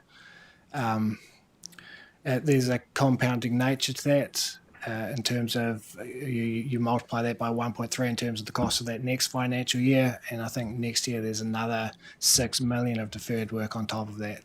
So if we don't get funding soon, we go backwards relatively fast. Yep. Thank you. Any other questions? Doesn't look like it. Thank you, Carl. Good work, and welcome boost to this if we can get this through. So, Nick, you'd like to move it? Thank you. Peter, you'd like to second it? Cool. Over to you, Nick. Do you want to speak? I'd just like to acknowledge firstly the extra 2.45 million we got out of the International Visitor Levy Fund.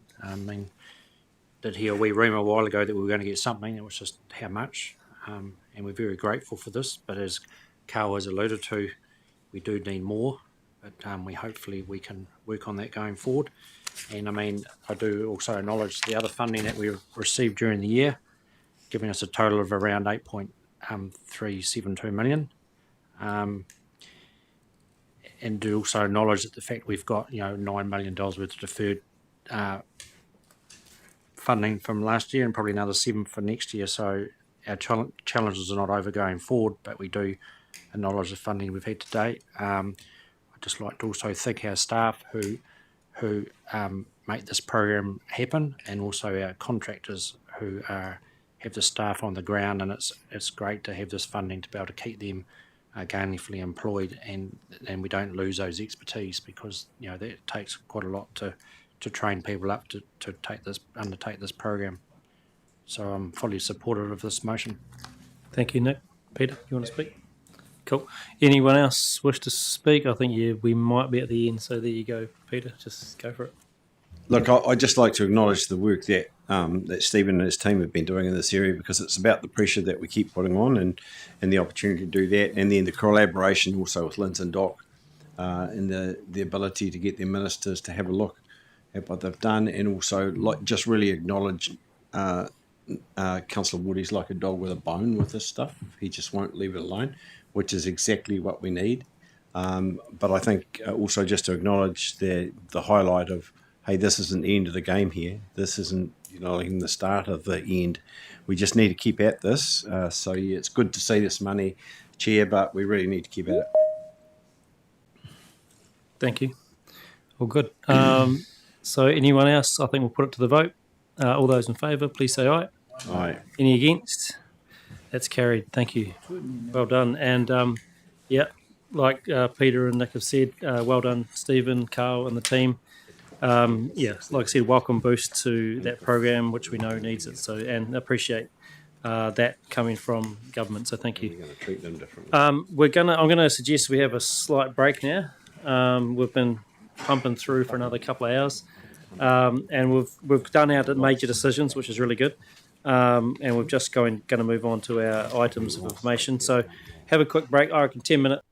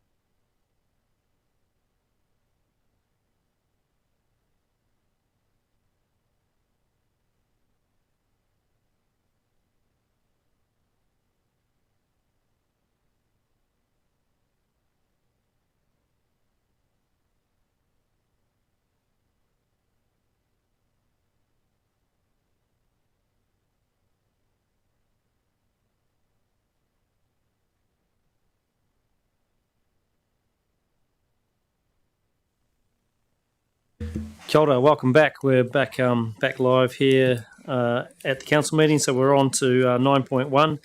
That's on page 66 of our agenda. And that's our resolution status report. And I think is Lisa and David, welcome. If you want to introduce anything, let us know. Other than that, we'll move on. But where you go, David? Kia ora koutou. I'll take the paper as read, and just otherwise note that there's just one resolution where it should be green, and that's CNCL 2024-130, which is the council governance statement that has been updated and is published online with the changes around the council standing committees. So that should be now green. Otherwise, happy to take any questions. Cool. And that's on bottom of page 72 there, everybody. Any questions on this, councillors? No? Good. Thanks, David. Thanks, Lisa. Let's put the resolution up on the screen, and that's that we note the status of the previous resolutions provided in this report. February, happy to move. Councillor Cranwell, good. Councillor Ward, seconded. Any discussion? No? All those in favour, please say aye. Any against? That's carried. Thank you. Let's go to 9.2. Now, this is just unconfirmed minutes that we just need to note from the Civil Defence Emergency Management Committee, the Regional Transport Committee, and the Regulation Hearing Committee. So I'll invite any councillors, John, and I can speak to one, and then David, if you want to speak to the last one, if there's anything you want to highlight or any questions that councillors have. So there you go. Thank you, Mr. Chairman. Not too many matters of any great importance, but one thing that I did raise and we highlighted was the emergency management bill that is going through the process. There is a to governors, so it's been worked up by officers, particularly within Wellington. So there is a fora on the 5th of March, which I think I've blagged my way into with the mayors or chairs of committees. So just to give us a wee bit more insight into where it's going, but it is going very quickly. Thank you, John. Any questions on the CDM meeting? Yep, Greg. It's kind of a brilliant. Just reading through the stuff about Pandora. I know it's every year, and I remember when I was Waimakariri District Council being involved with that. I just want to make sure that you can pass on that it's awesome, and especially the ones who volunteer to go along as well to be a participate in it. So it's awesome. Thanks. Look, thanks for that. And those that do come into the system get excited by it. I know it sort of sounds silly to some, but getting in there in these major exercises and the opportunity to participate, to learn and be part of a process, all those involved really do look forward to it. So I will pass on that. Thank you. Thank you. And you got a question, Vicky? Yep. Sorry. So the last bullet point on page 5. Page 79, about work continuing on Kauraka e Mataku Kia Taku 2.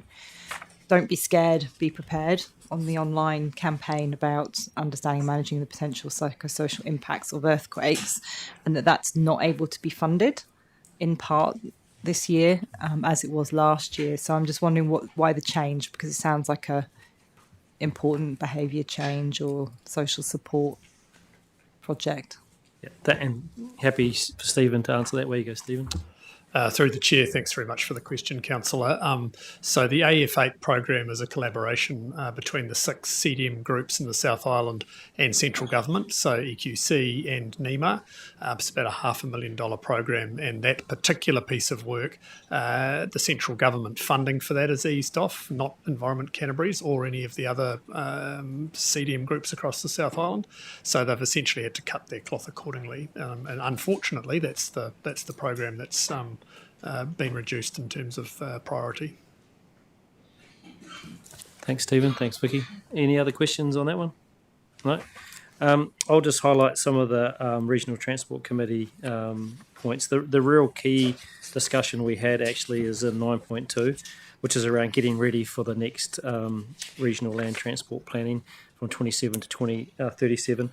And we had a really good workshop and then presentation in our meeting around the sort of difference between what Canterbury earns and where we sit in some of the key statistics like population, road user charges and vehicle kilometres travelled.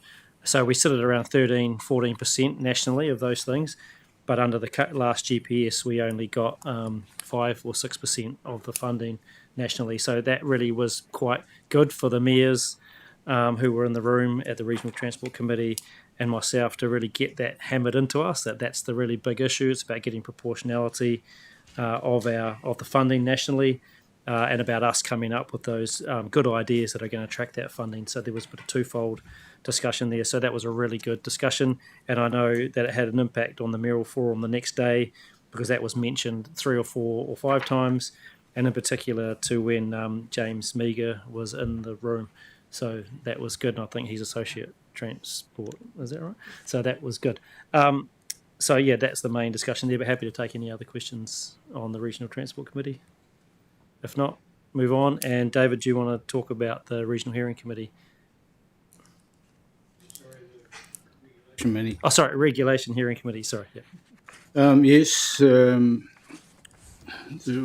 we had just one item on the agenda for that meeting, which was to appoint Jane McDonald to consider and decide whether to notify, non-notify reviews and consent conditions and notifications, public notification on resource consent applications for 3 or 4 applications in the Ashburton Lakes area. The first part was passed. Unfortunately, there was a bit of debate around whether we should proceed with items 2.1, 2, 3 and 4, which actually really just enabled the Commissioner to carry on once they'd made a ruling on the notification process. I think we have had an issue in Regulation and Hearings Committee where our jurisdiction is limited to the appointing of a commissioner, and we've sort of digressed into discussing the merits of the notification. So in this case, we're going to have to come back again with another paper to consider the progress once a decision is made. So regrettable, but that's the way the meeting ended up at the time. Yep, Ian, you got a question? So do I take it from that, David, that the motions that were lost and then eventually carried, because they don't clearly describe any difference between the lost motion and the passed motion, that I can, but that there were councillors stepping out of line in terms of discussing the notification process for individual consents?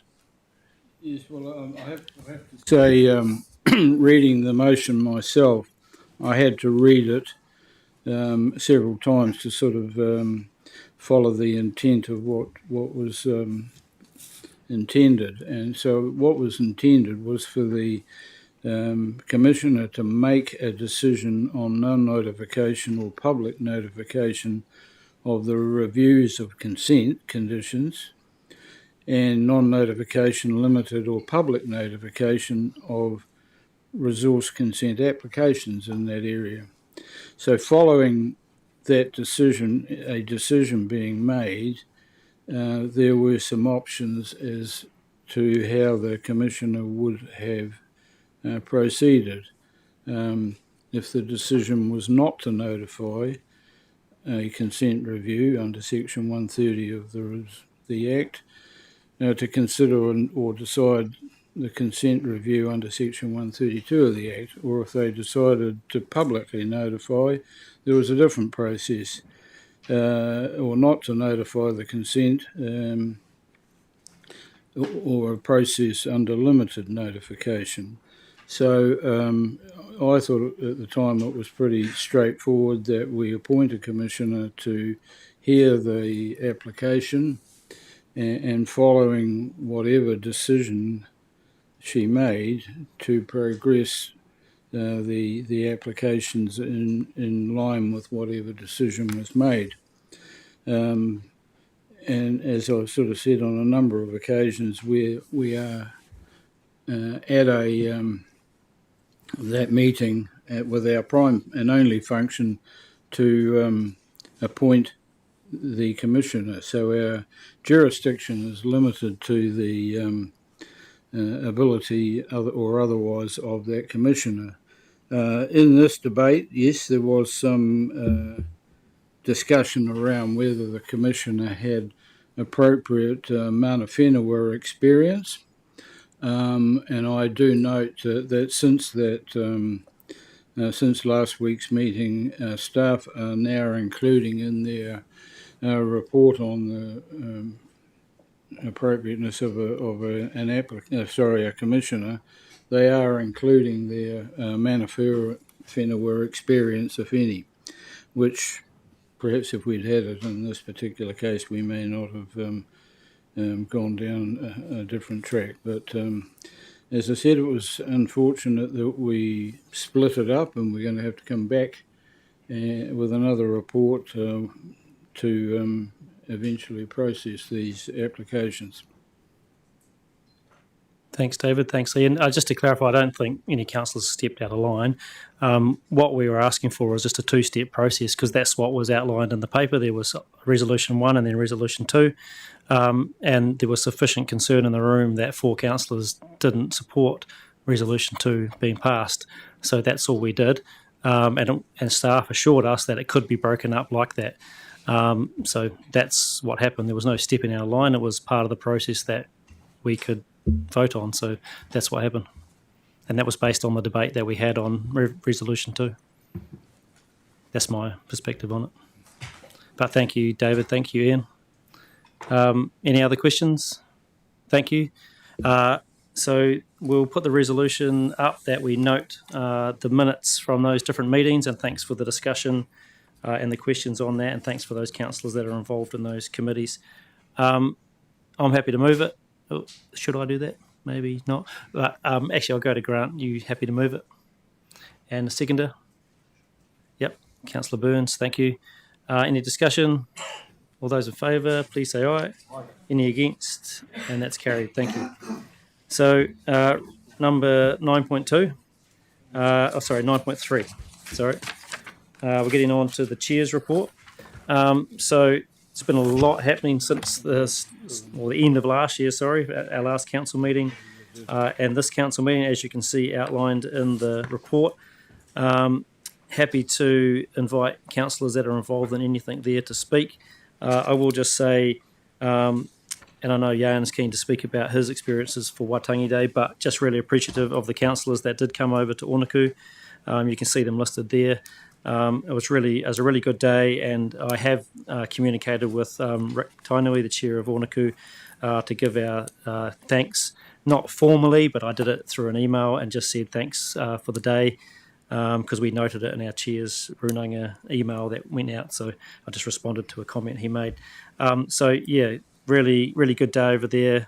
I thought Ngāi Tahu did really well in terms of laying down their issues to the Crown and to the government, and of course we had the chance to have the response from both the Prime Minister and Justin Tipper, which I thought that's been round. People have seen those speeches, and one thing I thought was really good on the day was the translations that were provided for the ministers in particular, so that they could understand the kōrero, and I think that had a huge impact on how they responded as well, so because there was a lot more understanding that went down. So that was a good move by the mana whenua and by the haikainga to provide that service on the day. So happy for any other councillors to speak on Waitangi Day. And then we'll get to other issues. Yep, John? Yeah, absolutely agree. Magnificent day. To have the Governor-General, the Prime Minister, the Speaker of the House and senior ministers there. And the challenges that were put forth. This was really good, and I must thank my translator, Councillor Swiggs, for giving me advice along the way as to what was being said when I didn't quite fully understand. So really, really good day, and if the opportunity arises, I think we all should take advantage, and I'm at the point of thinking I should head to Bluff next year just to take advantage once again. Cool, thanks. Anyone else wish to speak on the Waitangi Day? Jan, would you like to speak on your experience with local government in Te Marawata? Kia ora tātou, yes. So I attended Waitangi. Well, I always used to call it commemorations. And until you go to Waitangi, I suppose then you realise that it's actually a celebration, especially up there. And I think every New Zealander should, if they can, make time in their lifetime to actually attend Waitangi. As a sense, it's kind of the birthplace of the nation. I mean, others might disagree on that, but actually being there first time since 1991, actually from the Monday until the Friday, and it just witnessing and being part of that is, and especially being in Ngāpuhi Nui Tonu, and with them and just kind of seeing all the things that they do. Besides the 5 seconds of, what probably got reported on TV, if people actually kind of were there, they'll see that there was so much more going on in and around the place. But there it was representing National Council, of Te Marawata, National Council, Local Government New Zealand. We went onto the Whare Runanga, to the top marae. We went on with the Waitangi Tribunal. All the judges and Chief Justice and Judge of Aotearoa and Australia as well were in attendance, and also all the diplomats and dignitaries from around the world were there as well. So there was two busloads of them. So I met a few foreign ministers, etc., from around the world.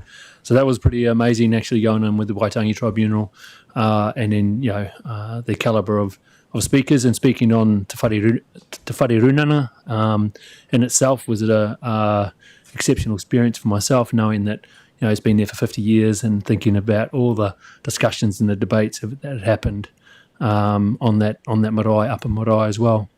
One thing they did incorporate, they don't separate, I suppose, the debate on tiriranga, tiritanga, etc. So they catered for all forums. There was 5 stages where actually discussions and other things, arts, even there was a tent and stage for different faiths to come in and do different services, etc. But they, on the lower marae, lower grounds of Waitangi, they actually had I suppose the tinoranga tiritanga tent for debates and etc. So it was all incorporated into one. So there was no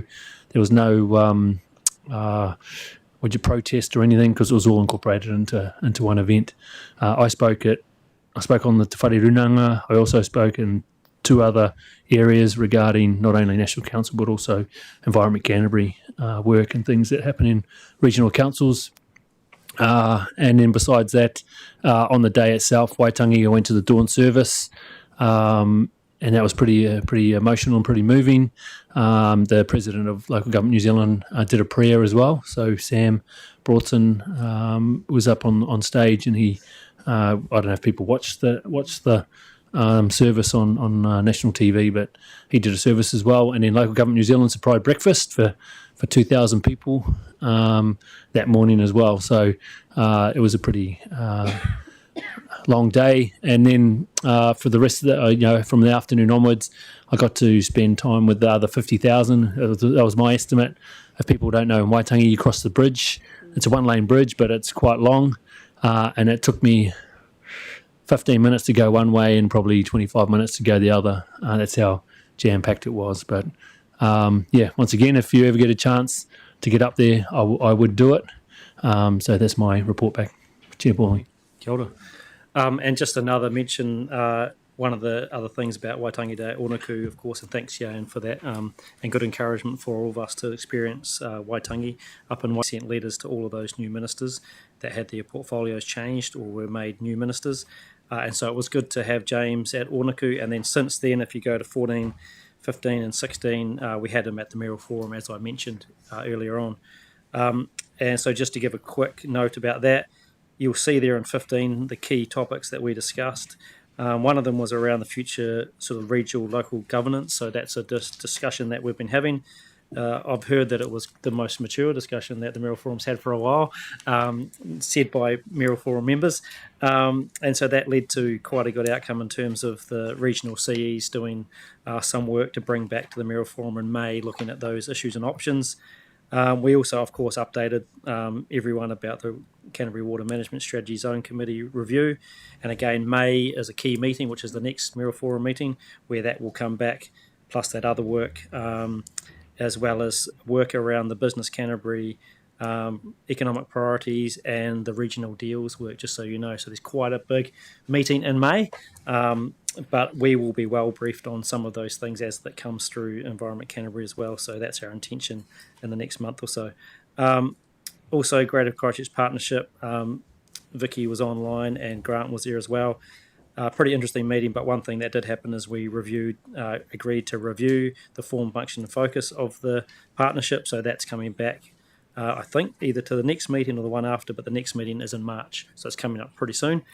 And you'll see a bunch of letters that we've also sent out based on council business, either just our business or other shared business with the Mayoral Forum, or as you'll see there, Otago Regional Council and others. So yeah, happy to take any questions on things. Yep, I'll go to Genevieve. Just with regards to your letter to Minister Simmons and the response on RPS and Plan Change 8. So the council resolved clearly to seek to work with the ministry, and it says you'd welcome a conversation and that a conversation could precede more formal written application for exemption. I'm wondering, and following on from that is the response from Minister Simmons, I'm wondering if the contact with staff has occurred since this letter and the response. Yeah, I'm happy for Stephanie to answer that. Yep. Through you, Chair, I believe that's actually happening today, Councillor Robinson. Will we receive an update on that? You most definitely will. Yep. We're getting, I believe we're getting an update on all of our planning matters coming up really soon in March. But yeah, that's been the engagement so far. So the minister basically came back and said, just deal with my staff. So that's what's happening. Staff are dealing with staff. So on that one. Whose hand up? I've got Peter first, and then I'll come back to you, Greg. And then I'll come back to you, Grant, as well. I know you've got a matter. Yep. Yeah. Chair, this is just a generic inquiry, I guess, regarding James Meagher. I mean, James Meagher's position as chair of chair of anything. Is it what? Chair of Ashburton District Council, possibly. No, Minister for the South Island. So we've got a lot of stuff in our future that looks like the changes that are going to be made to local government. Has there been an approach to James in terms of a lobbying approach on behalf of South Island regional councils in terms of a position that we could take to inform a minister that could inform a process? I think we gave him a definite invite to our regional chairs forum. I don't know if we've followed that up yet, Peter, but obviously he spoke to the Mayoral Forum, which was good. He's been pretty busy, as well as chairing the Treaty Principles Bill Select Committee stuff. And he also did an LG&Z forum the other week that I know a lot of our councillors were on. And he's got some definite focuses for him because he's got delegations he's got to achieve from the Prime Minister. So he was pretty focused on them at the moment. So I think the trick is I know that myself and Dion have talked with Stephanie about just getting a bit of tactics around our ministerial engagements, like we did last year and the year before. And James is definitely on top of that for sure on that list. Look, I've no doubt at all that he's going to be a busy young fellow, but he is also a highly capable young man. I mean, he is very responsive and will push back if he needs to. So he's got a fair set of skills. But the imminence of the changes that could come our way and could have to be picked up by councils in the next triennium are significant. And I'm not sure, Chair, and you'll be aware of this as me, is that the government essentially possibly understands TA functions better than they do regional council functions. And I think that we shouldn't be turkeys waiting for Christmas on this. No, I totally agree. And so in March, that's our intention also, is to bring back some work on that future local regional governance role, and where we can sit with that so we can advocate confidently to ministers, but including James. But I agree. The matter in terms of the South Island chairs, yes, you know that you initiated that forum. We haven't had a meeting for a while. I don't have it on top of my head when the next one is, but we had made that approach to James that he could come to that meeting of the regional chairs. So that is another thing we will follow up with. But it's about being clear what we're going to, what are the top priorities for us to talk to him about. And obviously the Mayoral Forum had its own view, but we should have our view as well. Any other questions? I know, Greg, did you have a question yet? Yeah, of you. And while the subjects are not as majestic as what I presume was discussed or you've mentioned about the Mayoral Forum, was there any discussion around the biodiversity champions or the biodiversity strategy? Not at this meeting, but in the meeting last year we did, because we gave an update last year on the biodiversity champions, and everyone's pretty happy with where that forum sits. They welcome it, and in fact, it got used as a model for the climate action plan discussion that was had at the Mayoral Forum on Friday, because moving forward, rather than have a working group like we used to have for the climate action plan, we're suggesting a champions approach. So, because people enjoy how it's done, because it's a bit of a collaboration between elected members and staff, rather than just elected members. Yeah. Can I just add to Craig? There were two really good events, the Hikoi from Victoria Park out to New Brighton, and also out at Treslow on Waitangi Day, so they were very well attended. And what was kind of nice is there's a really good demographic of people who live in Aotearoa, New Zealand. Cool, thanks, Greg. Any other comments? I know, Grant, you want to... Yeah. Can I come back to you, yeah? Yeah. There you go, Grant. Just following on the GCP, there was a lot of discussion about the MRT project and a real interest in making sure that we were getting on, or the City Council was getting on with its planning process to secure the corridor. That was a worry for people. And of course, that means if they do that and they get those things, that the urban intensification and uplift along those corridors is something that benefits the city. And of course, that benefits our core routes and PT futures. So that was all in the mix. And the other thing there was the joint housing action discussion that we had. Mana Whenua through Jane were really wanting some action on that, and for us to get on with things. And there was discussion about growth outside the GCP area in terms of urban growth and transportation links. So there's a lot of things in the pipeline, but there's a meeting coming up shortly. Thanks. The other thing, just for me, page 97, we had our audit and risk committee. When do we have that? This week?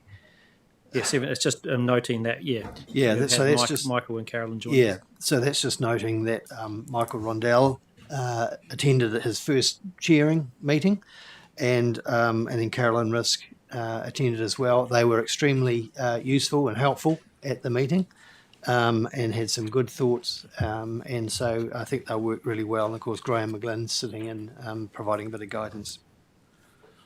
Cool. And Jan, you got one more. I think it's a future-looking thing. Is that correct? Oh, yeah. So it's the super local, the LGNZ conference, which will be held this year again in Ōtautahi, Te Pai. It'll be hosted by us, Environment Canterbury, and 9 other councils. So because Christchurch City Council is not a member of LGNZ anymore, well, they're not excluded. They'll just have to pay full price if they want to attend the conference in Ōtautahi. It's dated for the 15th to the 17th of July. The 15th is for all the groups like Te Marawata, young elected members, President's Dinner, a welcome event, 15th of Tuesday, the 15th of July. 16th of July is the AGM. That's where the remits, etc., will come through in the conference day 1. And Thursday, the 17th, is conference day 2 with the super local dinner and awards night on the 17th. It's not 3 days. The conference is only 2. Well, 2 days, so shorten it up for people to attend. And I'm not too sure what the Turu Kahika is going to do with the regional tour, but that's that one on the super local. And the other thing was, I was just in the half of Ikena helped open a new track next to the Ron Donald Trust hut, and it was called Te Ara Mahuri, and it was looking at that's to grow saplings, I suppose, and it's a kind of a new walk next to the hut to help young people understand the bush better. And so that was a good occasion on Saturday. Kia ora. Peter?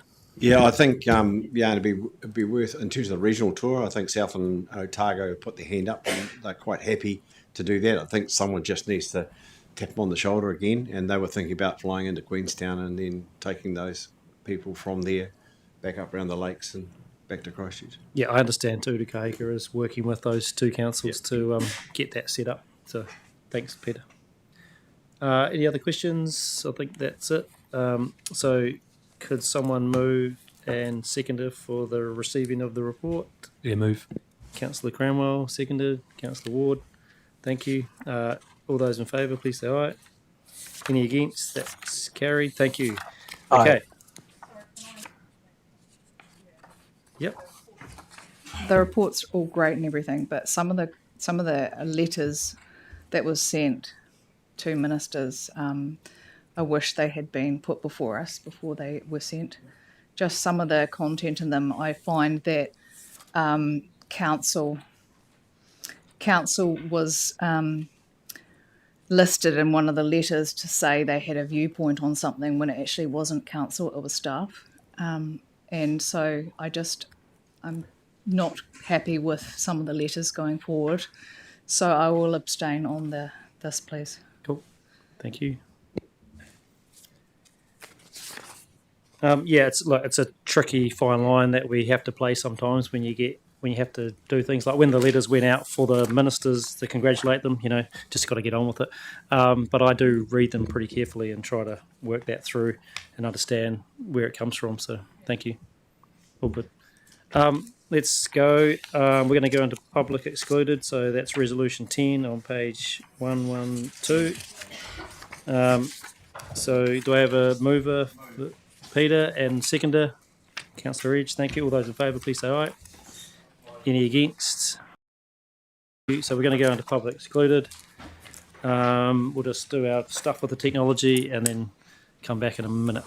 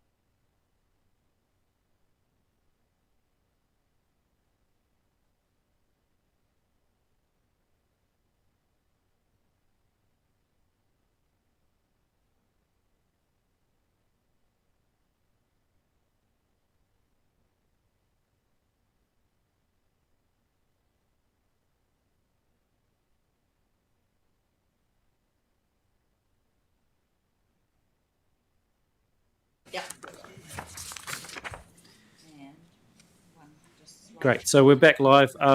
Just to finish off the last part of our meeting, our next meeting is on the 26th of March 2025, 10:30. And Nook, are you able to... Ian, do you want to whakakapi tō tātou nei hui? Mau te karakia, e hoa? Kia ora tātou, kia koe he te tiamana mo tō mahi i tēnei rā, he rō te rā, nā reira nei te mihi. Kia koe i whakahaere i a mātou i tēnei rā, ki ngā kaikauni era, nā reira ni mihi atu kia koutou mō koutou mahi i tēnei rā, i tū maia, i tēnei rā nā reira nei te mihi. Kia kōrua, ngā kaimai, Liz, kōrua rā, nei te mihi atu kia kōrua, ka whakakapi nei, tō tātou nei hui, ka tāka nei te karakia unuhia.